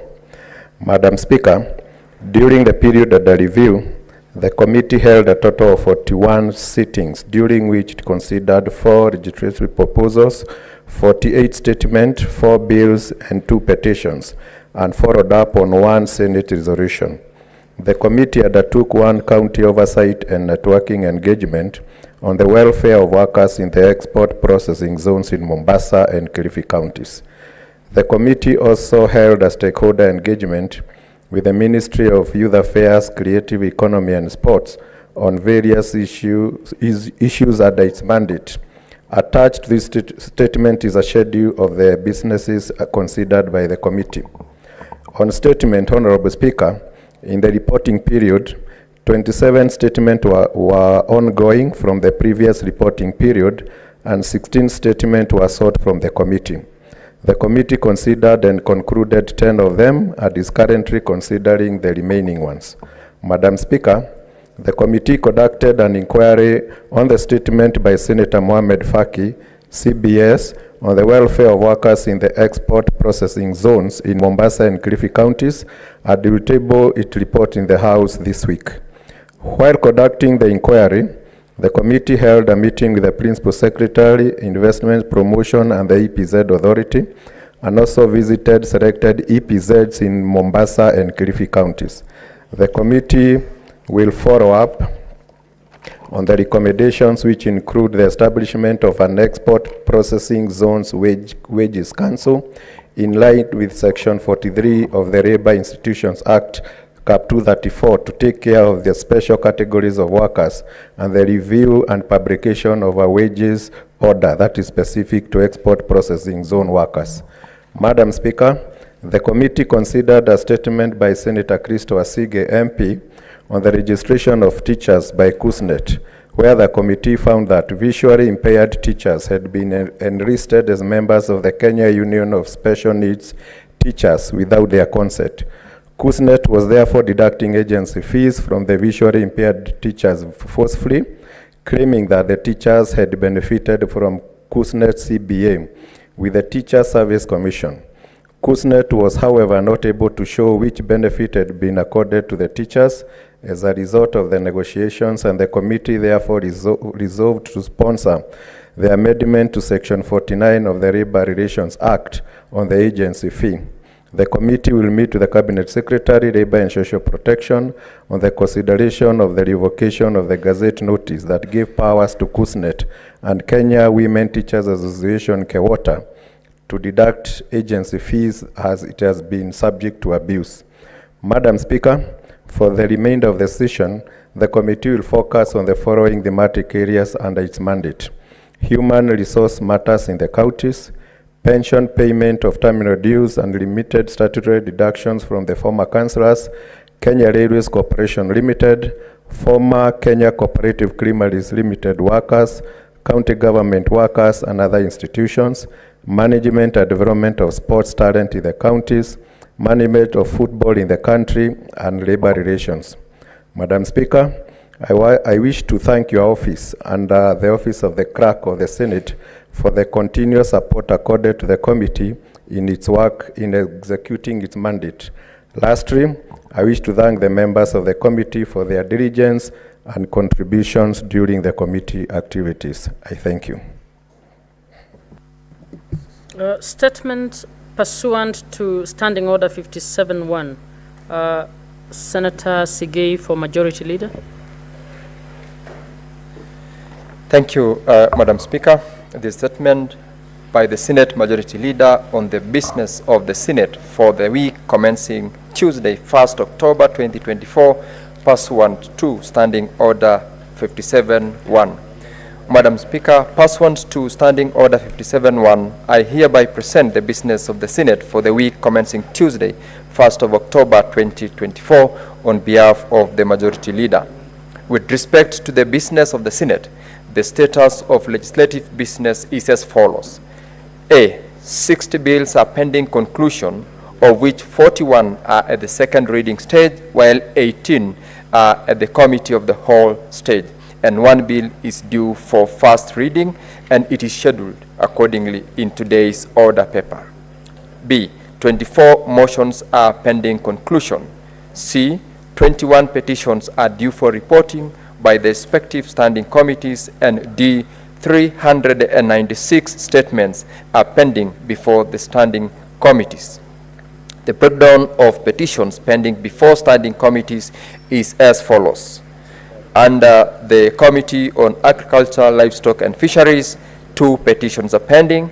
Devolution and Intergovernmental Relations, 1. Education, 2. Health, 1. Justice, Legal Affairs and Human Rights, 3. Labor and Social Welfare Committee, 1. Land, Environment and Natural Resources, 7 petitions pending. Road, Transportation and Housing, 3 petitions are pending. And lastly, under the Committee of Trade, Industrialization and Tourism, there is 1 petition pending. I implore upon the aforementioned standing committees to expedite consideration of the petitions and to table the reports as required. Madam Speaker, on Tuesday, 1st of October 2024, the Senate Business Committee will meet to consider the business for the week. The tentative business for that day will include business not concluded from today's order paper, as well as the business indicated in the notice paper appended to the order paper. Madam Speaker, the tentative business for the morning sitting of Wednesday, 2nd of October 2024 will include the schedule of questions to Cabinet Secretaries as approved by the Senate Business Committee, as well as motions. The summary of the questions is as follows. Question 1, question number 021 to the Cabinet Secretary for National Treasury and Economic Planning by Senator Edwin Sifuna MP. Question number 60 to the Cabinet Secretary for National Treasury and Economic Planning by Senator Catherine Muma MP. Question 70 to the Cabinet Secretary for Interior and National Administration by Senator James Murango MP. Question 73 to the Cabinet Secretary for Interior and National Administration by Senator James Murango MP. Question 77 to the Cabinet Secretary for Interior and National Administration by Senator Daniel Manso MP. Question 79 to the Cabinet Secretary for Interior and National Administration by Senator John Yutu MP. Question number 84 to the Cabinet Secretary for Interior and National Administration by Senator Agnes Kavindu MP. Question number 88 to the Cabinet Secretary for National Treasury and Economic Planning by Senator Joyce Korir MP. Question 91 to the Cabinet Secretary for East Africa Community EAC, the ASALs and Regional Development by Senator Julius Murgor MP. Question number 92 to the Cabinet Secretary for Interior and National Administration by Senator Kathuri Murungi MP. Question number 93 to the Cabinet Secretary for Interior and National Administration by Senator Professor Tom Ojenda, Senior Counsel MP. And question number 97 to the Cabinet Secretary for Interior and National Administration by Senator Professor Tom Ojenda, Senior Counsel MP. Madam Speaker, the business for the afternoon sitting of the Wednesday, 2nd of October 2024 will include business not concluded in the order paper for Tuesday, 1st of October 2024, and the following shall be dealt. 1, bills at the second reading stage, the Narcotic Drugs and Psychotropic Substance Control Amendment Bill, Senate Bills number 1 of 2024, the County Government's Election Laws Amendment Bill, Senate Bills number 2 of 2024, the County Oversight and Accountability Bill, Senate Bills number 3 of 2024, the County Civic Education Bill, Senate Bills number 4 of 2024, the County Statistics Bill, Senate Bills number 5 of 2024, the Provision of Sanitary Towels Bill, Senate Bills number 7 of 2024, and lastly, Madam Speaker, the Statutory Instruments Amendment Bill, Senate Bills number 10 of 2024. Under motions, Madam Speaker, first is the report of the County Public Investments and Special Funds on its consideration of the audit reports of various water service companies for the financial years 2018, 2019, 2020, and 2020-2021. Report of the Standing Committee on Energy on its inquiry into the LPG explosion in Mradi area, Embakasi, Nairobi City County, development of a policy and law for social risk management in infrastructure development projects in Kenya, and lastly, consolidation of bursary funds for equitable access to education in Kenya. Those are 4 motions that will be enlisted on 2nd of October 2024. Madam Speaker, the projected business for Thursday, 3rd of October 2024 will include business not concluded in the order papers for Tuesday, 1st of October, Wednesday, 2nd of October, and any other business scheduled by the Senate Business Committee. Madam Speaker, from the foregoing and as witnessed in the order paper for today, pending business before the Senate is quite high. I therefore urge all senators with business scheduled in the order paper to be in the House to prosecute the same. I also urge the majority and the minority leader or party whips to ensure that the necessary county delegations are in the chamber for the divisions. I thank you and hereby lay the statement on the table of the Senate. Signed, the Majority Leader, Senator Aaron Cheruiyot, MP. I thank you, Madam Speaker. Honorable Senators, I'll now give some 30 minutes for Honorable Senators to comment on the statements, and we will limit the comments to only 3 minutes in order to give opportunity to as many to comment on it.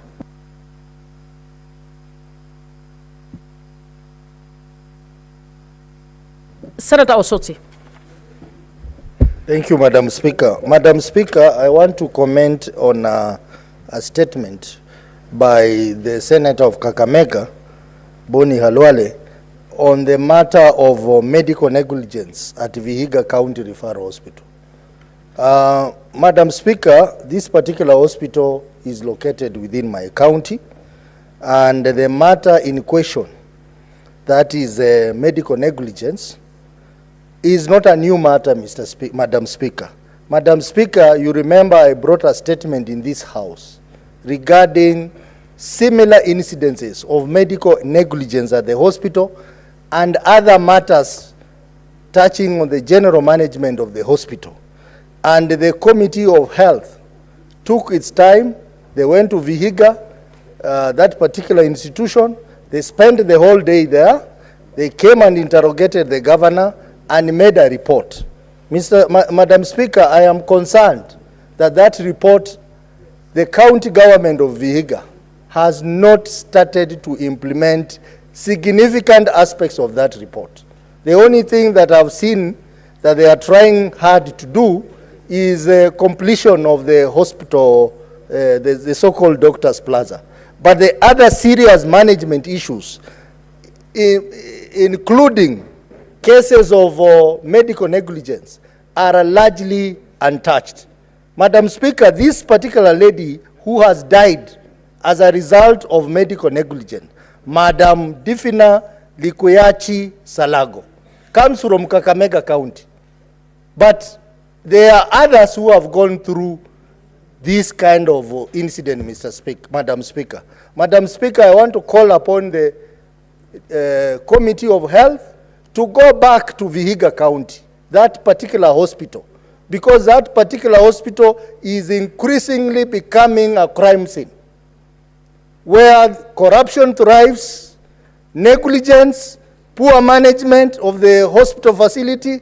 I think substantive action needs to be taken by this House, because I've already reported this matter to this House. We have done a report. Why is the report not being implemented?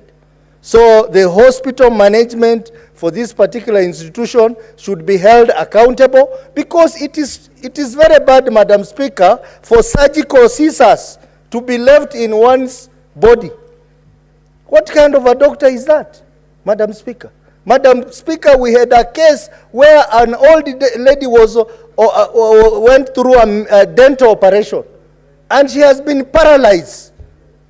She comes from a village called Vialo there near Chavakali. She has been paralyzed all this, and the county government of Vihiga is doing nothing about this. Madam Speaker, I think it's a...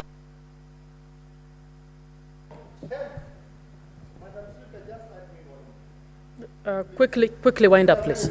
Quickly wind up. So, Madam Speaker, the Committee of Health has done a good job to visit our hospitals, but they have given reports which they are not following up. It's a high time that Senator Mandago's committee, and it's good he was a former governor, should also follow up on the recommendation of the reports they have given, so that we ensure that there is no repeat of cases like negligence, which are common in Vihiga Referral Hospital. Madam Speaker, I support, and I wish that the committee does more than what they have done on a matter of this nature. I support. Senator Joyce Korir. Senator Korir.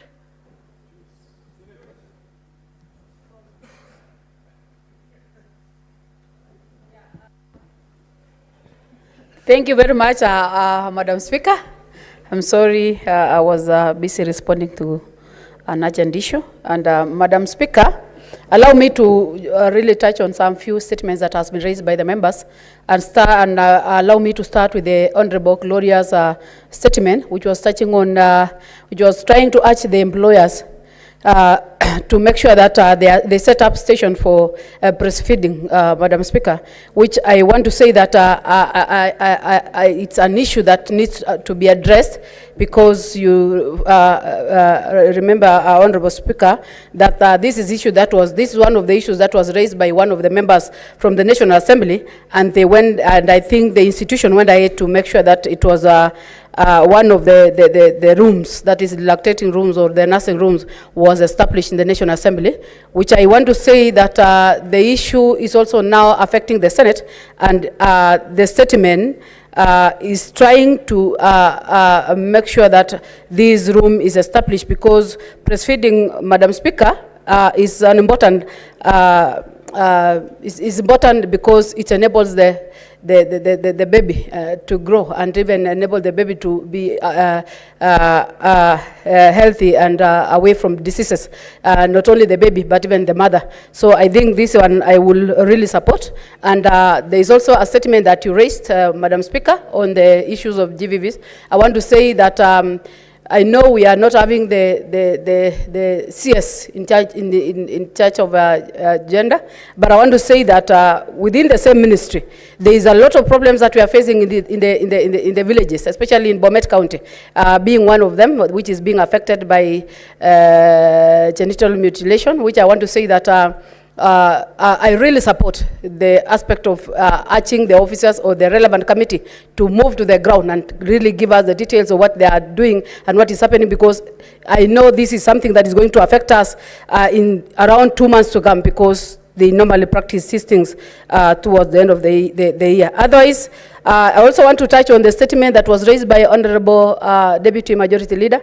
I know I'm rushing because of time, on the issue of the compensation of the victims who are washed away by the floods in Mayu. I want to say that we really support that. I know it might not be equally, but it will depend on the damages that was caused by the floods. So I just want to say that I support the statements by the members, and I urge this House to really look into it, or the various committees that we have to look into it, so that at least these people can be assisted, or the things can be done the right way. Thank you, Honorable Speaker. Senator Mogeni.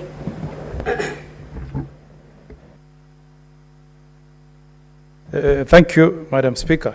Madam Speaker, I want to comment on the statement that was raised by Senator Fornandi, Senator Cherage, touching on low returns, Mr. Speaker, for tea farmers.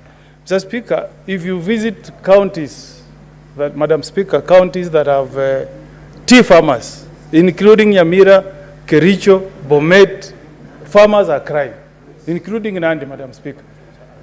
My farmers in Nyamira, Kebirigo Tea Factory, Nyansiongo Tea Factory, where I'm also a farmer, I'm a farmer in those two factories, farmers are earning 24 shillings for bonus, Madam Speaker. Others, in some regions, are at 60 shillings. Don't our farmers also live in Kenya, Madam Speaker? The tea that is exported in Mombasa, Madam Speaker, is supposed to benefit everybody, Mr. Speaker. We cannot be smelling others are having meat on the other side when our farmers are crying, Madam Speaker. In Nyamira already, Madam Speaker, there are farmers who are facing auction. Madam Speaker, we cannot allow this to happen, Madam Speaker. We were in this House when the Majority Leader brought a law on tea reforms, and we supported, Madam Speaker. The expectation, Madam Speaker, was that our farmers were going to have money in their pockets, Madam Speaker. Now what we have is hue and cry, Madam Speaker. How can you pay a farmer 24 shillings when the cost of production has gone up? In my county, Madam Speaker, we are paying tea worker 13 shillings. Then there is fertilizer, okay? Then you are also tilling the farm, and you have to pay someone to do it. Then you give 24 shillings. Why are we killing tea farmers, Mr. Speaker, Madam Speaker? And the highest foreign earner for this country is tea. The returns on export of tea has gone up. My statistics tells me that in 2023, the earning was 674 million USD, billion. This year, it is 795 USD. So our expectation, Madam Speaker, was that the bonus for the farmer was going to go up, not to go down. So I want to plead with those in the management of tea, our directors, KTDA, the guys in Mombasa, I don't know whether to call them cartels, called the IATA, to make sure, Madam Speaker, that we have good, 1 minute I sum up. Madam Speaker, to make sure that we have good returns for the over 600,000 tea farmers in this country. Thank you, Madam Speaker. Senator Jeptuma.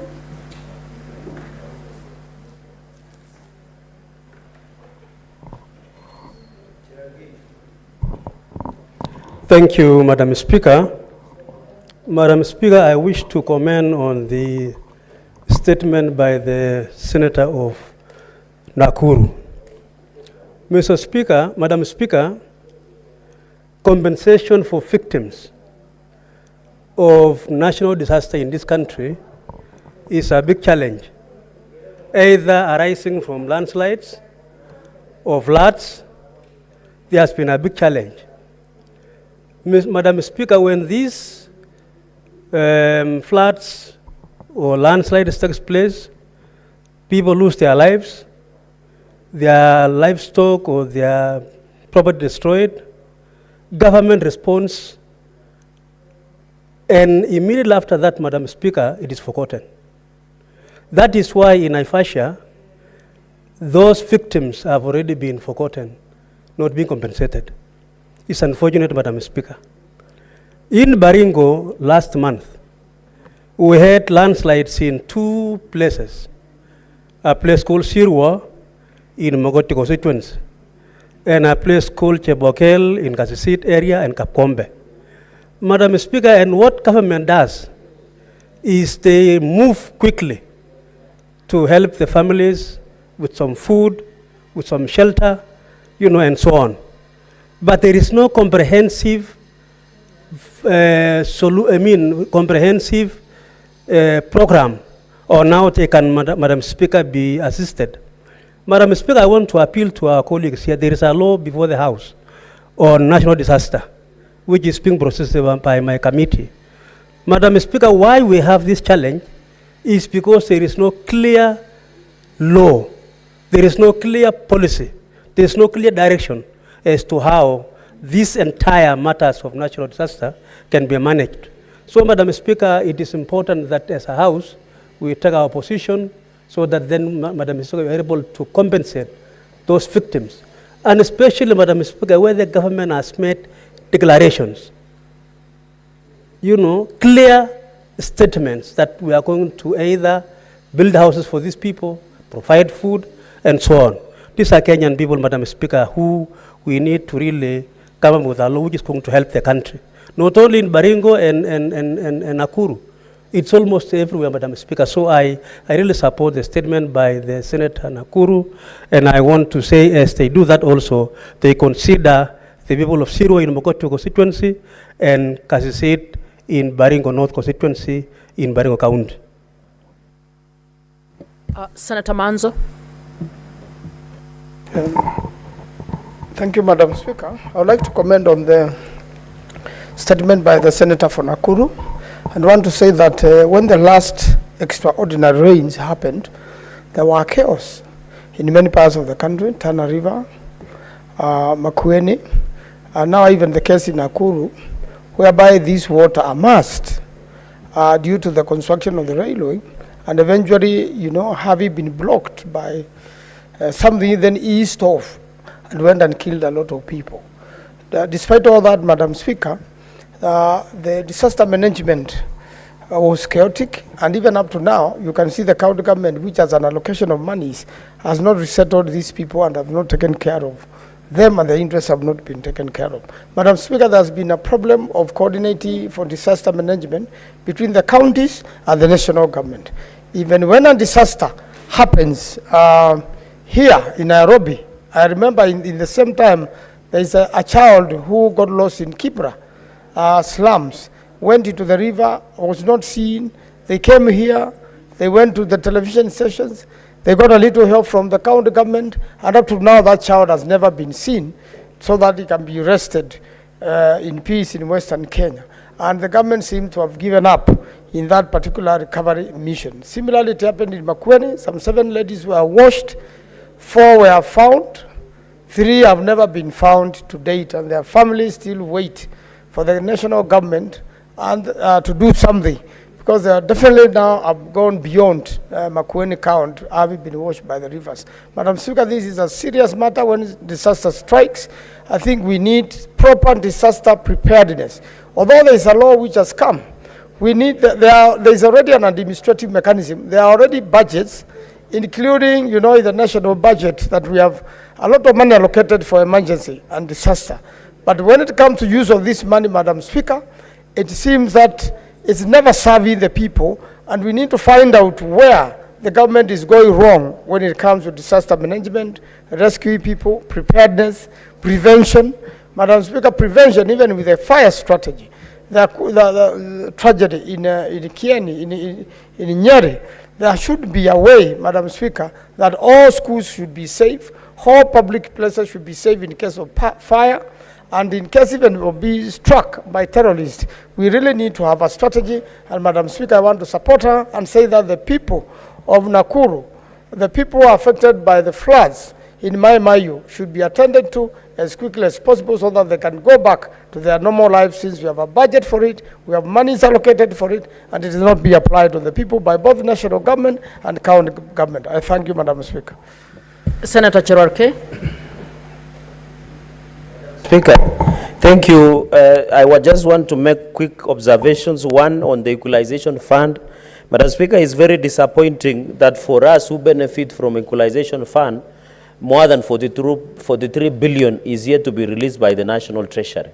It is affecting the operations. For example, in Nandi, we are expecting in 3 wards, Kapchorwa ward, Chemelil, Chemase, Madam Speaker, and Soba Songo. This is very disappointing. We want to call out National Treasury, because in the financial year, they had allocated enough money, but they have now put 3.5 million Kenyan shillings.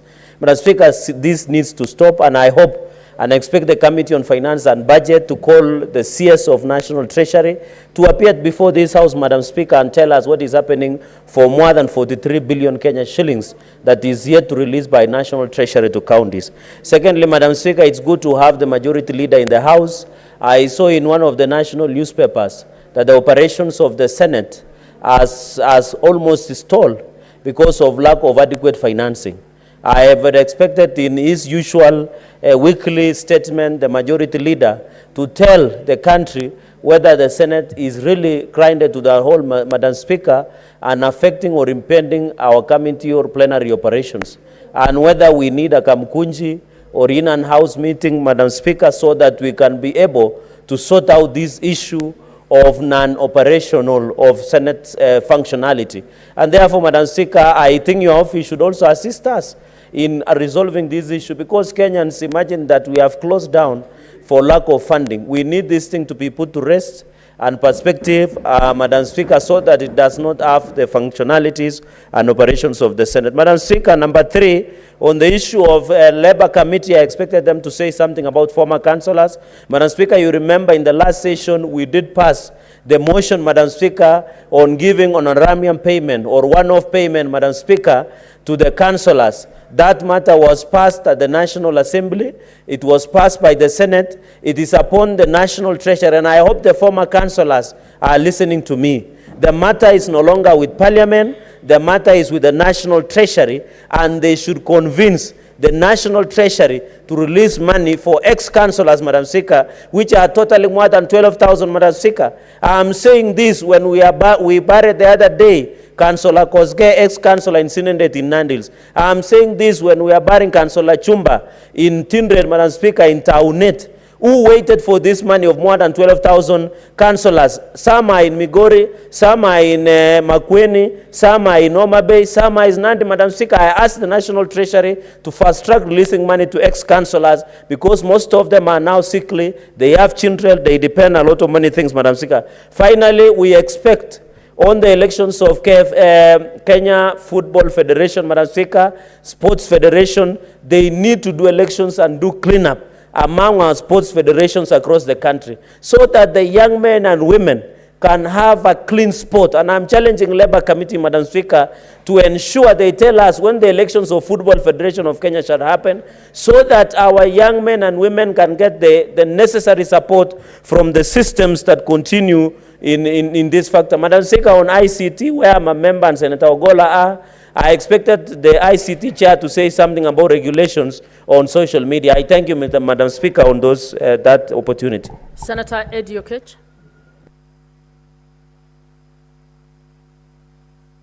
Madam Speaker, I wanted to quickly comment on two statements. One by Senator Faki of Mombasa on the issue of evictions vis-a-vis compensation, Madam Speaker. I think, Madam Speaker, if you read Article 40 of the Constitution on protection of right to property, Madam Speaker, what this article of the law requires at time of eviction has not been met by proper legal framework to be able to ensure that our people who are giving way for developmental projects by the government are actually properly compensated, Madam Speaker. And I think that is high time this Senate comes up with a way of reviewing all our eviction laws to make sure that people who are going to be evicted in places to give way to projects by national government, Madam Speaker, and even sometimes county governments must be adequately compensated. Madam Speaker, I am facing this same challenge in Migori County, in a place called Nyatike, where the National Irrigation Authority has purported to be able to implement the Lower Kuja irrigation scheme, to be particular in a place called Sagama, Madam Speaker. Since 2012, Madam Speaker, the people of Nyatike, who gave their land for whale leaves, Madam Speaker, have not been compensated. It's an issue that we have raised a number of times to the President. We have raised it to different authorities, Madam Speaker, and sometimes you get that when you approach near National Irrigation Authority, Madam Speaker, they don't follow the law that will allow for proper compensation of the people in Sagama, Madam Speaker, to the extent that even widows whose husbands have left with land, Madam Speaker, their lands have been taken and put on these whale leaves, Madam Speaker, without compensation. And I hope that we can be able to come as a house with a solution that ensures that people who have got whale leaves in places like Sagama are compensated. Lastly, Madam Speaker, I also wanted to quickly comment on the issue of KIPES, Madam Speaker.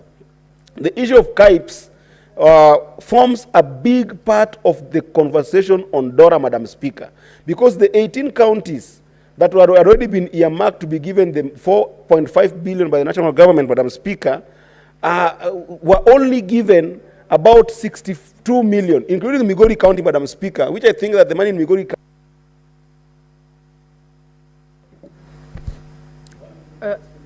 Now, this, you need to give chance to others. Okay, finish. Just wind up. Yeah, so I'm saying, Madam Speaker, that people like Migori County were given about only 62 million out of expected 250 million, Madam Speaker. My request is that as a house, we must stand with the 400 billion that we passed in the previous DORA, so that the issue of KIPES, which have got contractors that have already been committed in counties like Migori County, the 18 counties that have been given money, must be given those monies to complete those projects and ensure that there is no physical problems for them. I thank you, Madam Speaker. Senator Mondege. Asante Bi Speaker kwa kunipa ruhusa niweze kuchangia mambo ya hospitali na hii ujumbe wa Senator Karware. Yangu ni kumuunga mkono wale watu, kamati itaenda kuangalia mambo ya hospitali, sio mambo ya Vihiga peke yake ama kaunti zile zingine. Hiyo shinda iko katika kaunti zote 47 na haswa kaunti ya Embu imekuwa na shinda hapa na pale, na tukiangalia tukifanya upelelezi iende ikawa saa nyingine tunalaumu madaktari ama tunalaumu governor ama CS si wa afya, tungetaka kuangalia serikali kuu ambaye iko treasury vile inapeana pesa katika masinani, kwa sababu pia kuna mambo ingine ya wale watu wanaangalia zile dawa zimeharibika.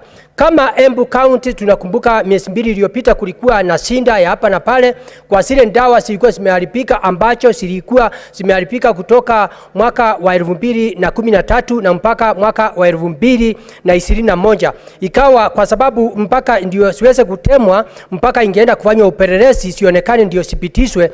Ningeomba serikali kuu ambaye upande wa treasury, hiyo vitu kama hizo sikionekana siende siweze kuwekwa kwa moto kwa sababu zimeharibika. Ndio pia wale watu wanaangalia mambo ya hesabu ya mandawa, ndio kaunti zetu siweze kusimamisha vizuri.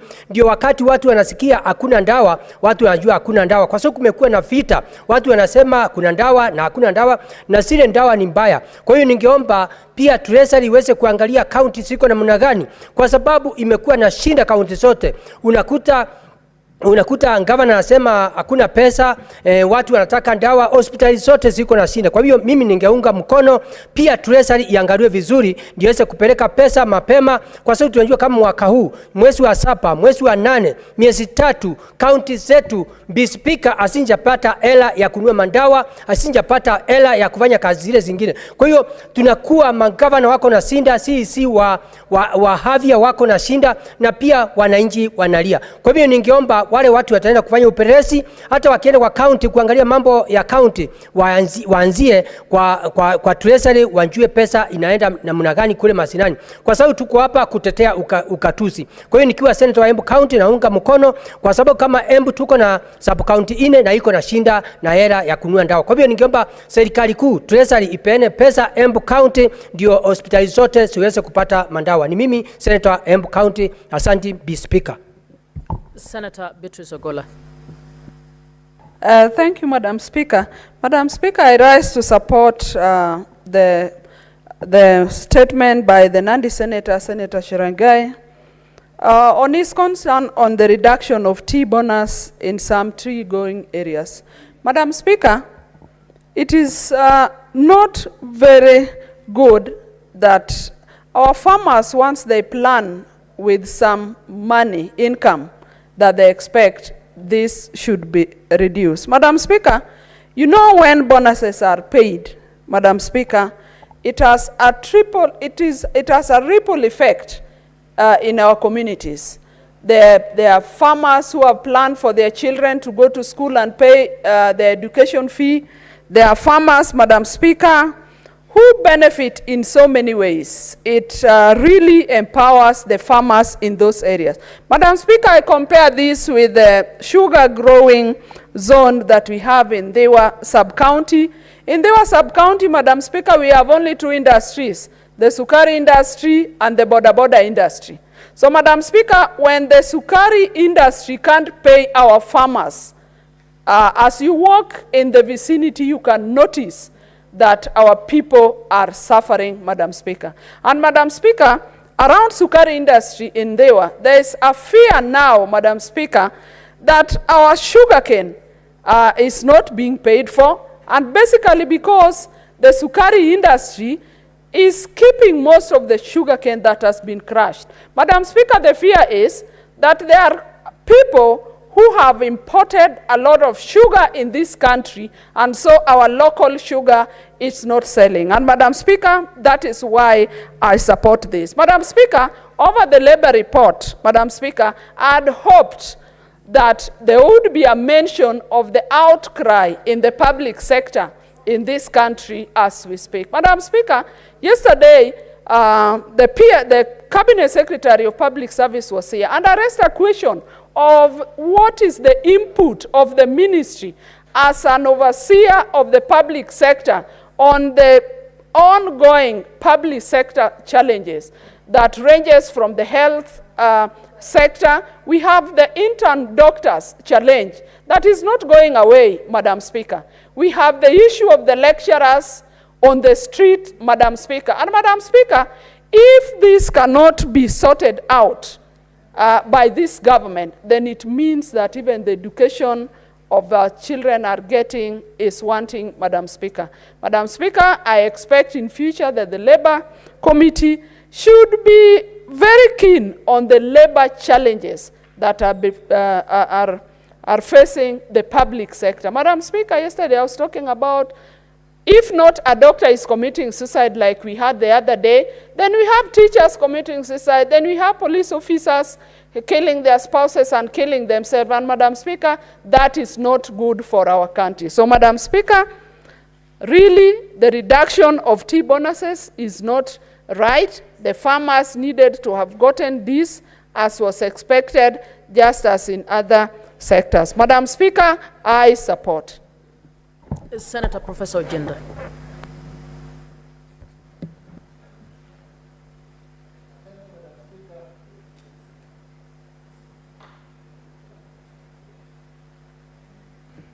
Thank you, Madam Speaker, for giving me the opportunity to weigh in on the county aggregation and industrial parks KIPES project across the counties, which project, Madam Speaker, is under the Ministry of Trade, Ministry of Investment, Trade and Industry, and which is a partnership between the county governments and the national governments, and therein you also find the private sector and other organizations. Madam Speaker, the statement made by Senator Sotsi points to a framework that will see county governments construct industrial parks to tap in expertise in various areas, Madam Speaker, and also to prepare counties for industrial takeoff. Madam Speaker, this is important because of the unemployment situation that we have in this country involving our youth. These industrial parks will not only tap the skills that we have within the various industries, but is intended to see this counties grow skills and attract skills, and that will, Madam Speaker, enable many counties to take off and create service industries specific to the needs of every county. Madam Speaker, I'm aware that in most counties, including my county, Kisumu County, the national government has contributed 250 million shillings toward the construction of industrial parks, and another 250 million contributed by these counties. Madam Speaker, what is important is that when constructing these industrial parks, the national government and the county governments must have need and ensure that, one, feasibility studies are properly conducted to know what kind of skills will be tapped for every county. We need to have proper procurement plans, bills of quantities, and a proper framework that will ensure, Madam Speaker, that every contractor is sourced within the confines of the Public Procurement Act and regulations, and to ensure that there's accountability in the utilization of the 250 million shillings and the additional 250, Madam Speaker. Madam Speaker, I support this statement because this country, and specifically the 47 counties, must industrialize for the benefit of our youth, because we need to tap skills, we need to grow the Juakali sector, and that is what we see as an enabler to economic growth in this country. Madam Speaker, I support. Next order.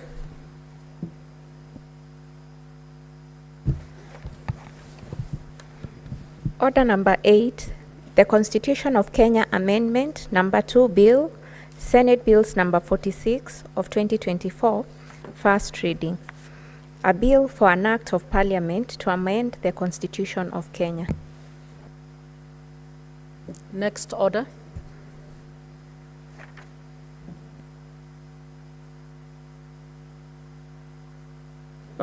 Honorable members, we will defer the order number 9, order number 10, number 11, all the way to order number 16. So can we move to order number 17? Order number 17, the Cooperative Societies Amendment Bill, Senate Bills number 53 of 2023, second reading. Senator Manzo, you had 8 minutes balance on this discussion. Yeah, thank you, Madam Speaker. Madam Speaker, in my last minute, and I really want to congratulate Senator Mariam for what she has done to try to do. But I also wanted to bring to our attention that there is a Cooperatives Bill 2024, which is now also being debated in the National Assembly. And this is much older bill because it was first there in 2021. This time round it is published by Honorable Ichungwa, and those days it had been published by the then leader of majority. And it lapsed, because the parliament came to an end. And therefore, when I look at the two bills, I believe the Honorable Ichungwa and the Honorable Mariam should have a word, so that one bill enriches the other, so that all what Mariam is proposing should be carried on board, because it is equivalent, as important as all that the National Assembly is proposing. Otherwise, with the confusion already existing in the cooperative movement, then we further this confusion by having one law from National Assembly and another law from Senate, then they crisscross each other. Debate is going on there now, and this one is going on here. They crisscross each other. And from my experience, a lot of bills from the Senate died in the National Assembly. In fact, there had been a similar amendment, similar to Mariam, by Professor Zani, who was a nominated senator. So when it passed on very well here and was passed by Senate, it came to National Assembly and it was delayed. I don't know whether it was intentionally or not, because there was a very big argument between this Eshungwa bill, which is the Ministry of Cooperatives bill, and the one for Professor Zani, which had a lot of issues with the public participation. And the movement claimed that it had not been consulted properly. So I hope we are not going to end up in the same. And therefore, Professor Zani's bill was delayed, while the then Kimunya bill was being hurried. And therefore, the National Assembly then was very biased on the bill from the Senate. And I think the leadership of the House, the leadership of the two houses should really set into this, so that we don't waste the House's time. When we have bills, we can actually deal with very simply and get things moving, within the country and serve the people. The cooperative movement is a very, very important movement. It has 15 million people. These 15 million people are waiting for better services from a better law, whereby the government will manage cooperatives in this country profitably, whereby the stealing in cooperatives will be reduced, whereby the movement will help Kenyans thrive. The circles, which have another law, which no one is also looking for amendments, command, a very huge percentage of savings in Kenya. And in fact, some circles like Arambe are actually bigger than banks. We have the Cooperative Bank, we have the CIC, insurance. All these are huge enterprises working with cooperatives. But when the law is confused as it is now, two houses try to amend one law, try to achieve one purpose, and they cannot sit down and amalgamate or synchronize so that it serves the country better. It's really upsetting. And I want to say that this movement, cooperative movement, is also international. When you go to Canada, you find Queer. In Kenya, we have Cusco. In America, there are very strong circle societies, so strong that they are bigger than the savings in America in some of the credit unions.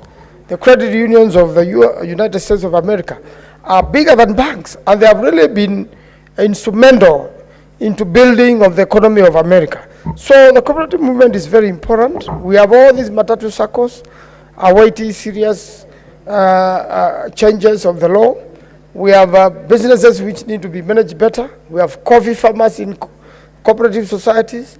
We have rice farmers in cooperative societies. Tea farmers, we have a lot of problem with the tea right now in the country. And we need solutions, especially where the farmers are organized in cooperatives. So I'm really pleading with Mariam, but I believe you will reply today. And after you reply, probably now question will be put. We'll go to third reading.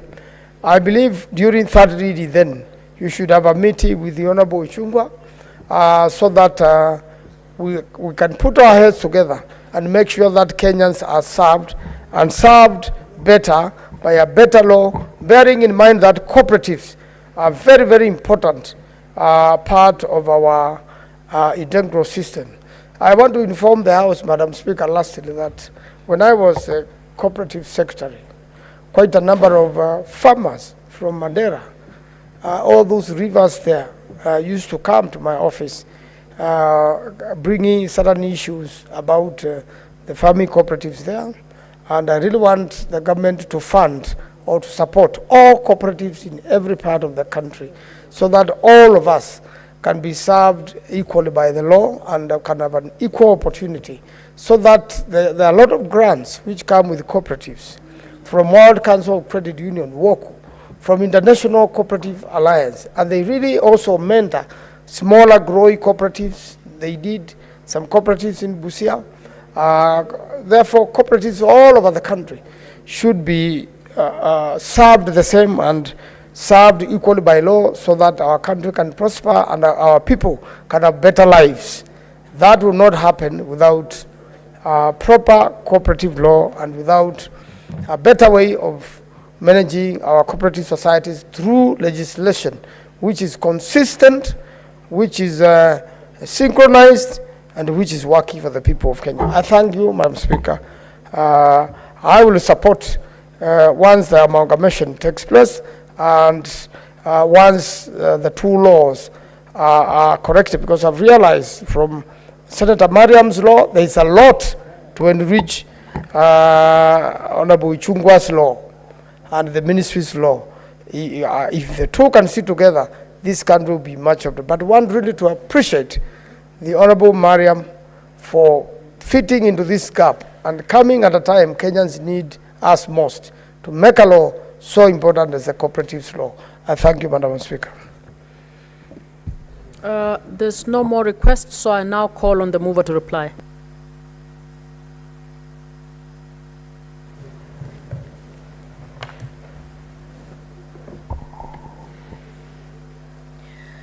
Thank you, Madam Speaker. Thank you, Madam Speaker. I appreciate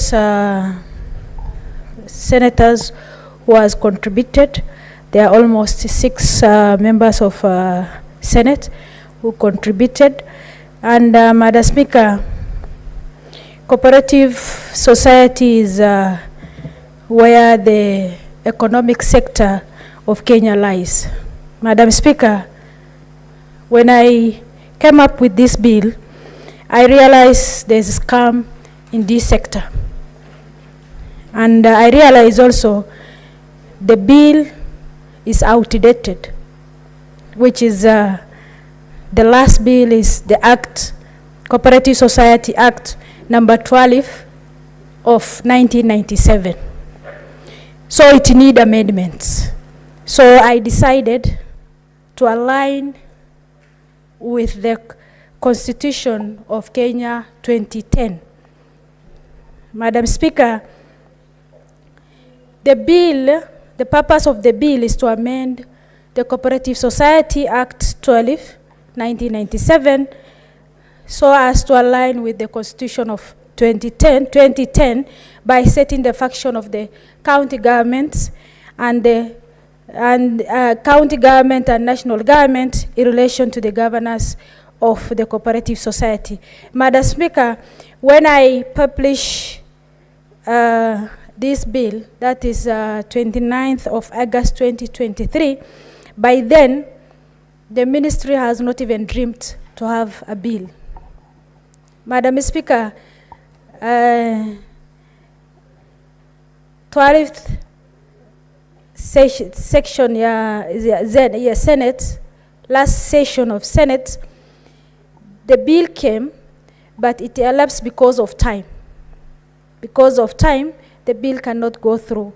So I decided now to take time to come up with the bill so that at least this scam of a cooperative society cannot, people cannot take advantage of our livestock society, our agricultural sectors, and our saving. Somebody cannot become a criminal part of scamming an individual. Madam Speaker, with all those remarks, pursuant to Standing Order 663, I request that putting the question to be deferred to the later date. Thank you. It is so deferred. Next order, please. Order number 18, motion, report of the Standing Committee on National Security, Defense and Foreign Relations on a petition to the Senate by Mr. Samuel Espar on behalf of the residents of Turkana County concerning the state of insecurity in Turkana County. Senator Cheptuma.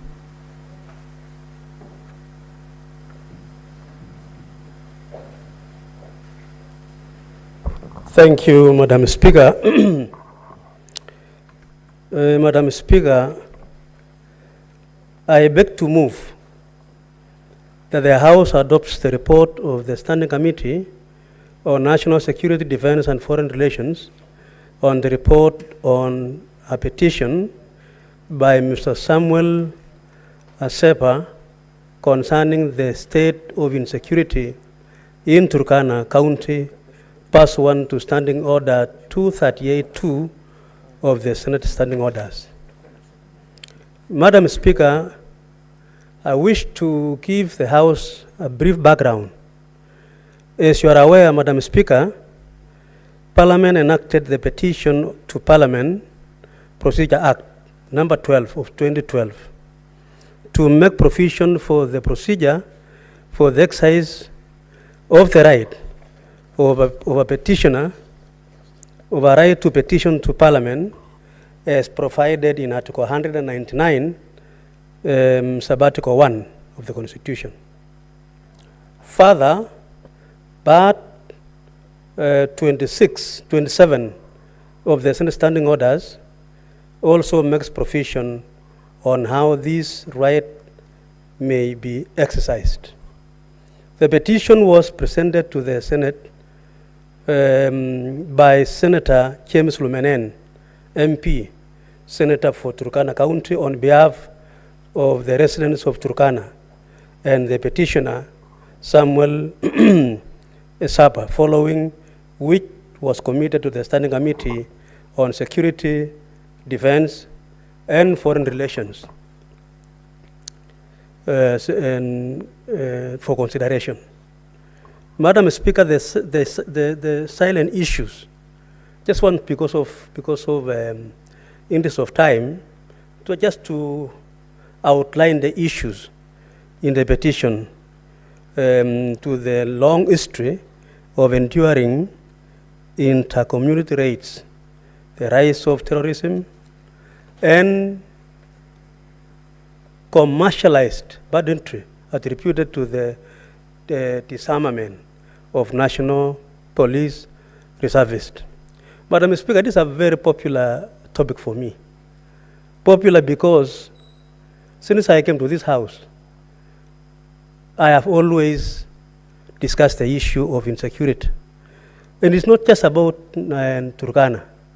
I'm talking about 7 or 8 counties, Madam Speaker, and I'm sure as a learned colleague, you've been following matters in security, human suffering, human rights, and so on. So I'm sure you are really conversant with this. Madam Speaker, this is a situation where insecurity primarily occurs within Turkana County's internal borders with Samburu, Baringo, West Pokot counties. And in the list, Madam Speaker, and I want to be on record because this is about Turkana, but an issue that is capturing almost the 8 counties. Baringo, you talk of West Pokot, you talk of Elgeyo Marakwet, you talk of Laikipia, Isiolo, Marsabit. And this is an area, Madam Speaker, that is populated by close to 9 million Kenyans are the people that go through this issue. And that's been on for the last almost 49 years.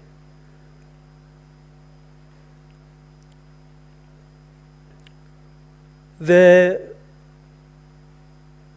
has capitalized on the security gaps to engage in acts of terror, banditry for personal gains, such as selling stolen livestock and illicit market.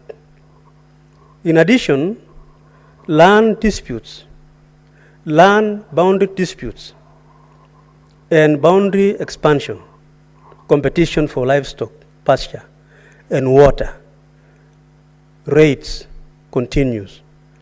Political incitement and facilitation of bandits, ethnic mistrust, and hatred are major factors contributing to the ongoing insecurity. Madam Speaker, there are so many reasons for this menace. And it keeps on becoming complicated from time to time.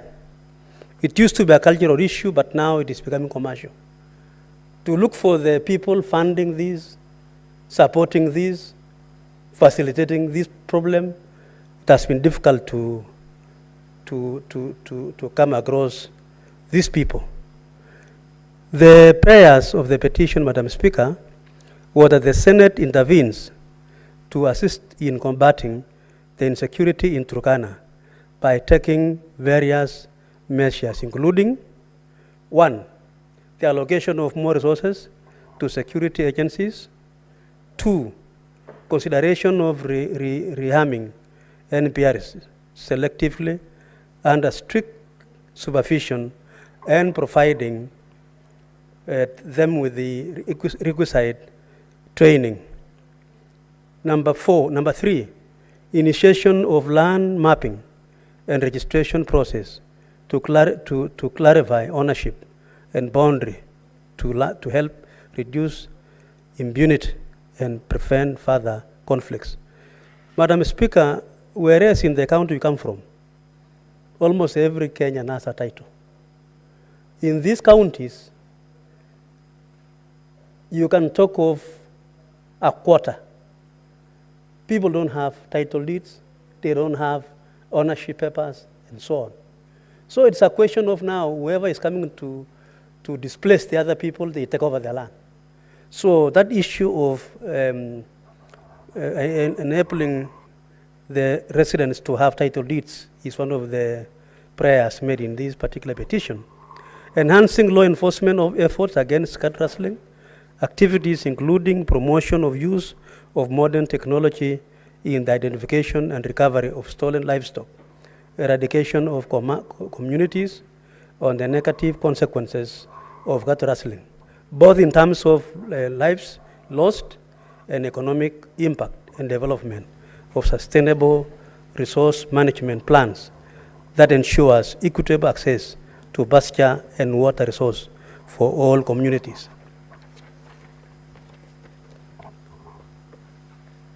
Madam Speaker, the committee considered the petition. In considering the petition, the committee first met with the petitioner.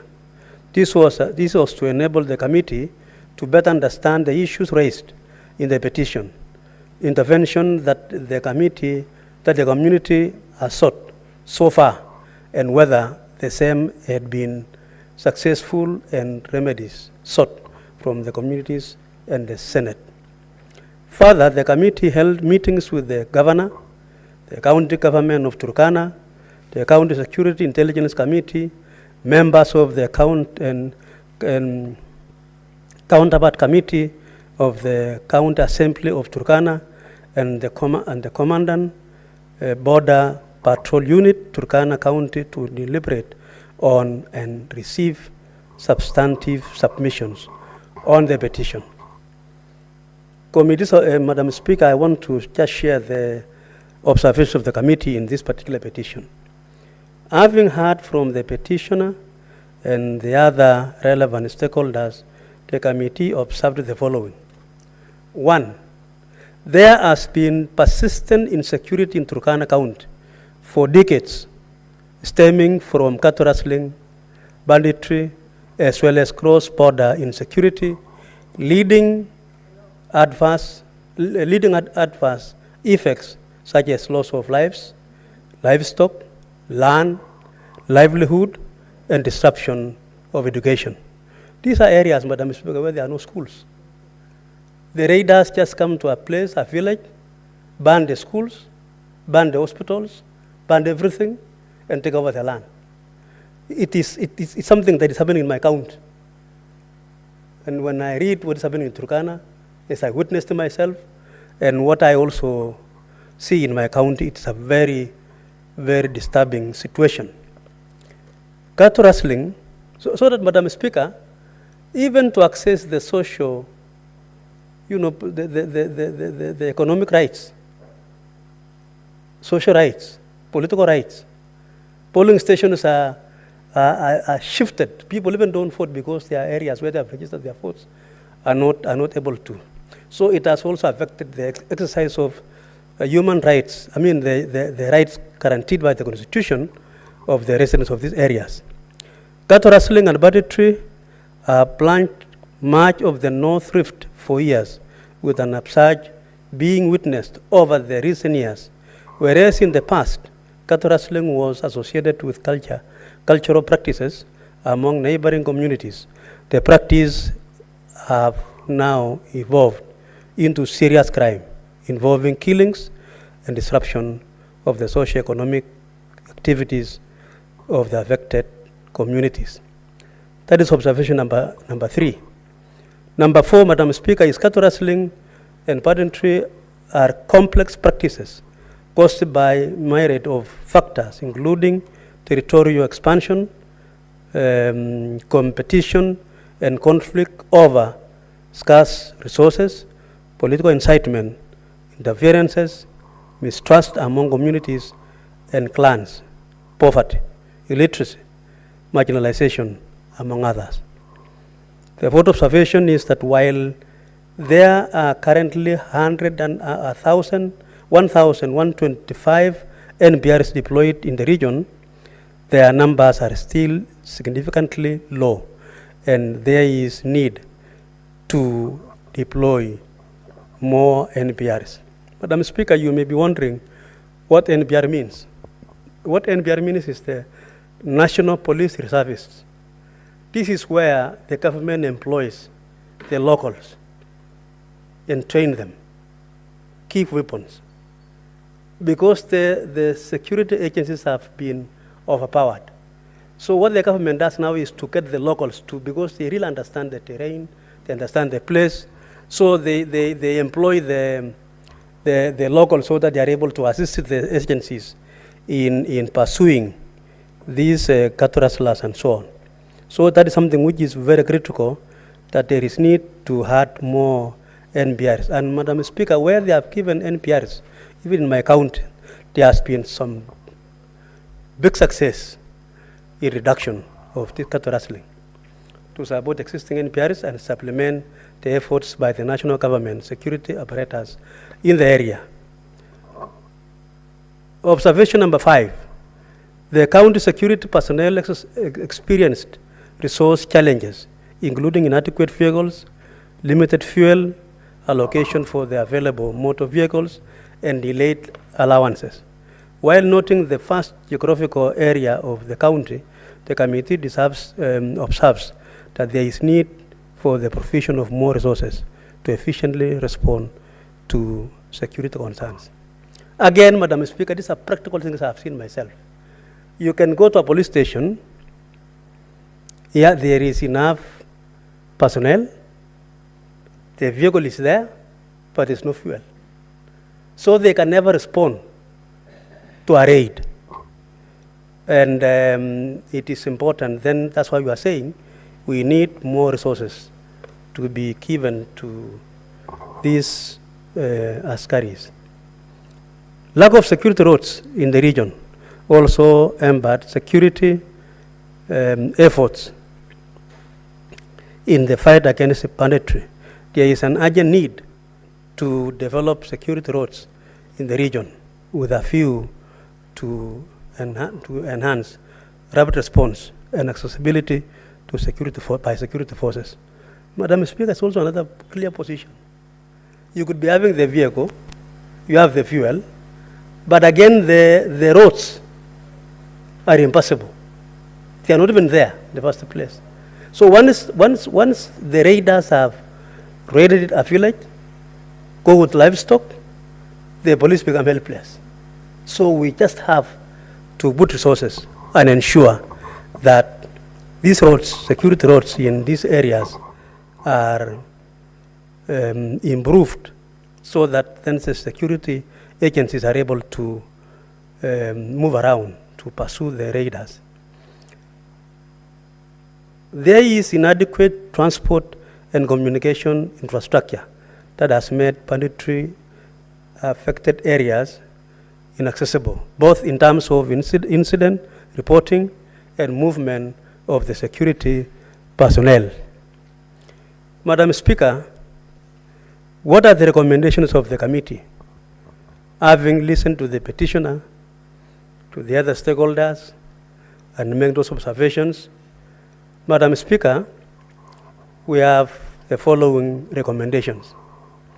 Arising from its observation on the petition, the committee recommends that, 1, that the Senate leadership prevails upon the leadership of the National Assembly to fast-track the consideration of the Prevention of Livestock and Produce Theft Bill 2023, Senate Bill number 12 of 2023, and the County Boundaries Bill 2023, Senate Bill number 6 of 2023, in accordance with the National Assembly standing orders. Madam Speaker, these two bills has a connection with this, because we want to make cattle rustling a capital offense. Because, Madam Speaker, this robbery, somebody goes to somebody's boma with about 100, and Madam Speaker, you know, you will be surprised that there's somebody who can have 500 cows. Maybe it is a surprise to some of us here. And one morning, that's a billionaire already. But one morning, he becomes a pauper. He had to lose everything. That to me is robbery with violence. So this bill by this House, I think it was done by Gerard Gay, if I'm not wrong, is to make cattle rustling, or rather the banditry issue, a criminal offense, and indeed a capital offense. That the Ministry of Interior and National Administration and the County Government of Turkana develops road infrastructure for areas to ease access by security agencies to banditry affected areas and provide a status report to the Senate within 6 months of tabling of this report. That the Ministry of Information, Communication, Technology and Digital Economy and the Communication Authority of Kenya install network communication systems including cellular boosters in the affected regions and provide a status report to the Senate within 6 months of the tabling of this report. Madam Speaker, communication is a problem in those areas. Yes, there's no network. And I think if the ministry and Kenya Communication Authority of Kenya can install those networks, it will help so that the raiders can be pursued and we are able to communicate to the next person that the raiders are already here and it's easy for them to recover the livestock. That the Inspector General of Police deploys the proposed additional 1,090 National Police Reservists in Turkana and Turkana County, ensuring timely payment of their remuneration and develops proper accountability mechanism for the NPRs with regard to the use of firearms and command structure. Further, the Ministry of Interior should liaise with the Office of the Inspector General of Police to come up with proper measures and incentives to ensure that the NPRs do not misuse their firearms and provide a status report to Senate within 6 months of tabling of this report. That the Ministry of Interior and National Administration provides additional vehicles and fuel rations for the security personnel operating within Turkana County within 6 months of the tabling of this report. Number 10, that Ministry of Interior and National Administration ensures timely disbursement of allowances for the security officers operating within Turkana County. That the Ministry of Interior and National Administration fully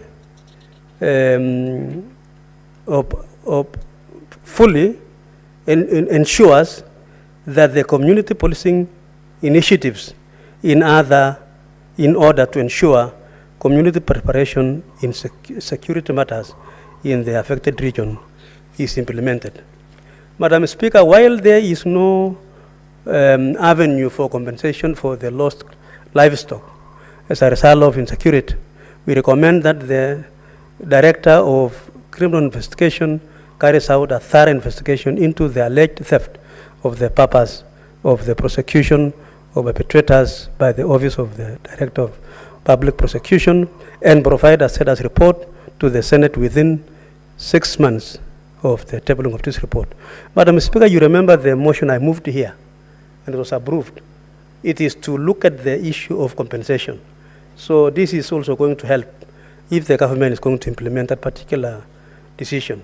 That the Ministry of Interior, National Administration, in conjunction with the county government of Turkana, develop security roads within the county and engage the Ministry of Roads and Transport and provide a status report to the Senate within 6 months of the tabling of this report.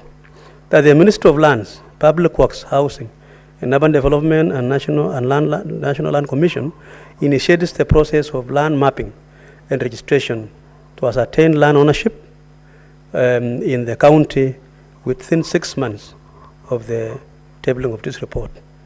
That the Ministry of East Africa Community, Arid and Semi-Arid Lands and Regional Development, in conjunction with the Ministry of Foreign and Diaspora Affairs, initiates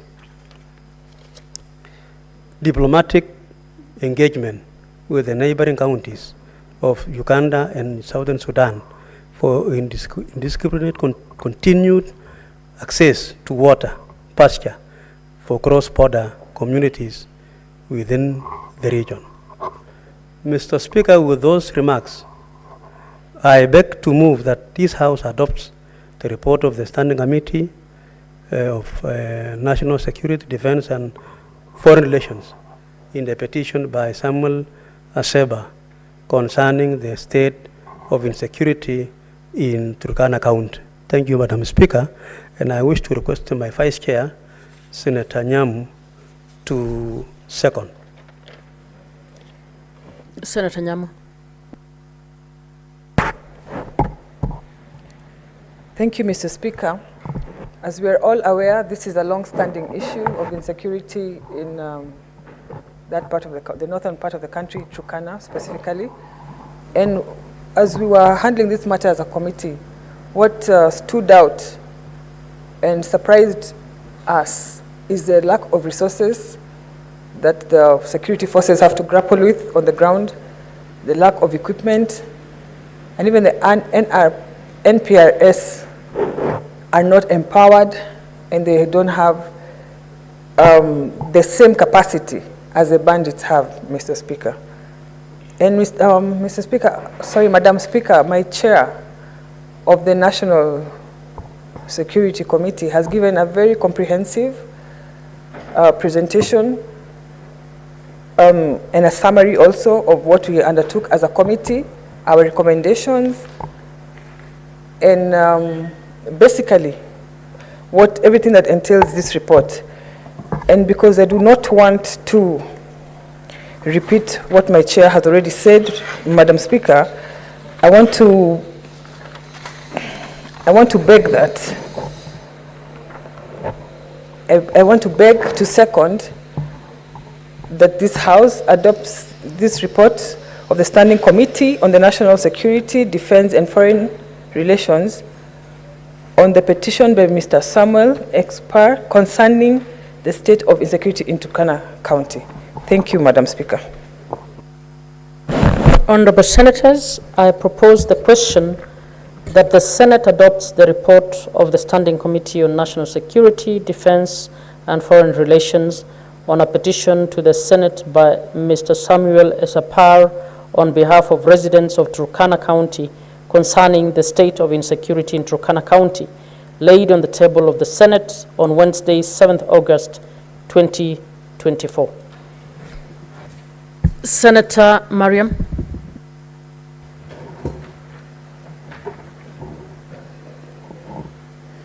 Thank you, Madam Speaker, for giving me this opportunity. Madam Speaker, I stand to add my voice on the security issue on the side of Turkana County. Madam Speaker, insecurity is not in only in Turkana County.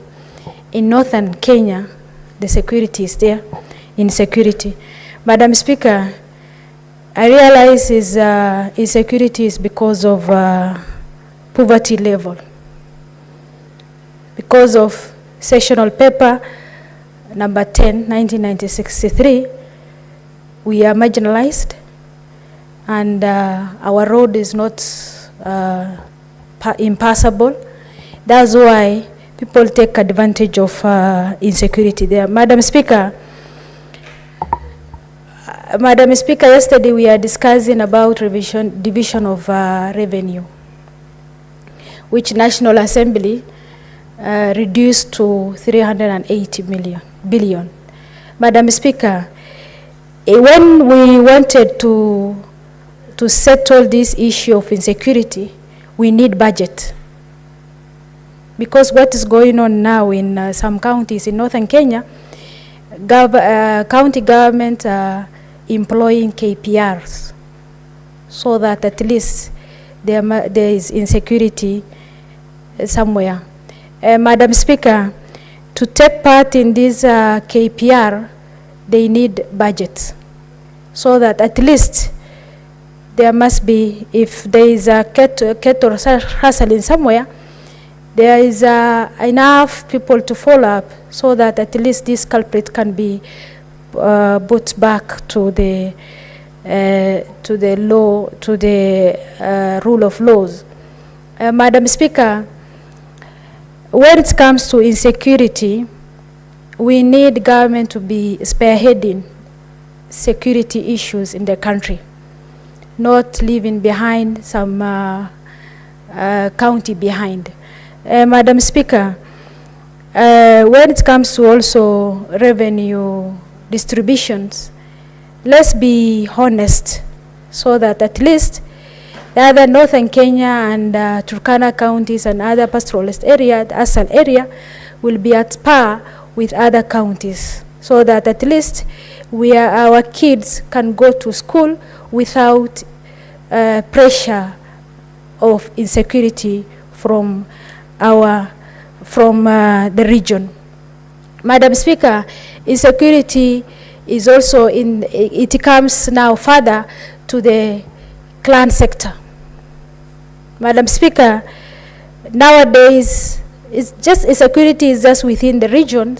It's just our kids and one of us is doing some of the official things which cannot be done by other people, and it happens that these people just disappear and nowhere to be found. But we need these KPR to be everywhere so that at least we have this security to be settled. Madam Speaker, the side of, again, lack of natural resources basic natural resources like water. Madam Speaker, this security sector is because of now people struggling to share resources like water. If the government and the county government and national government can take opportunity that 80% of their budget can go to basic need of their people, of our citizens, these security issues can lame down and our kids can go to school. Madam Speaker, in Asal counties, there is a time most of schools is closed because of insecurity. So let's take this security issue in a serious matter, so that at least citizen can benefit. Northern Kenya can benefit Northern Kenya can benefit the basic needs. Thank you, Madam Speaker, with those remarks. I now call upon the mover to reply. There's no other senator contributing. Senator Cheptuma.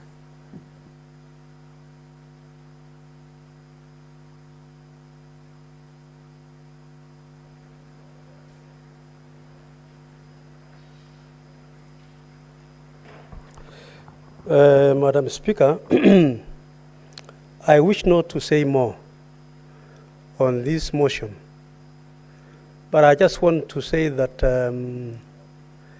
the suffering of these people in these counties, Turkana included, is so serious, Madam Speaker, that the government, both national and county governments, should be able to come together and see how best we can move forward. Madam Speaker, this motion is so critical that even the senator of Turkana, if I move now, then even the Senator Turkana, who presented this petition here, will not have a chance, Madam Speaker, to even make a comment, because it was his petition. He brought the petition on behalf of the petitioner. So I was hoping, Madam Speaker, I hope you'll allow me, that pursuant to Standing Order 66 subsection 3, I request that putting the question be deferred to a later date, so that members can really have a moment to ventilate. And a lot of members have been asking me, when are you moving this motion? And I think, Madam Speaker, so that security issue in this country is a big issue. It would be good so that at least members of this House can have time. Thank you, Madam Speaker. It is so deferred. I also wish to defer remainder of the standing orders up to order 35. Honorable Senators, there being no other business on the order paper, the Senate stands adjourned until Tuesday, 1st October 2024 at 2:30 p.m.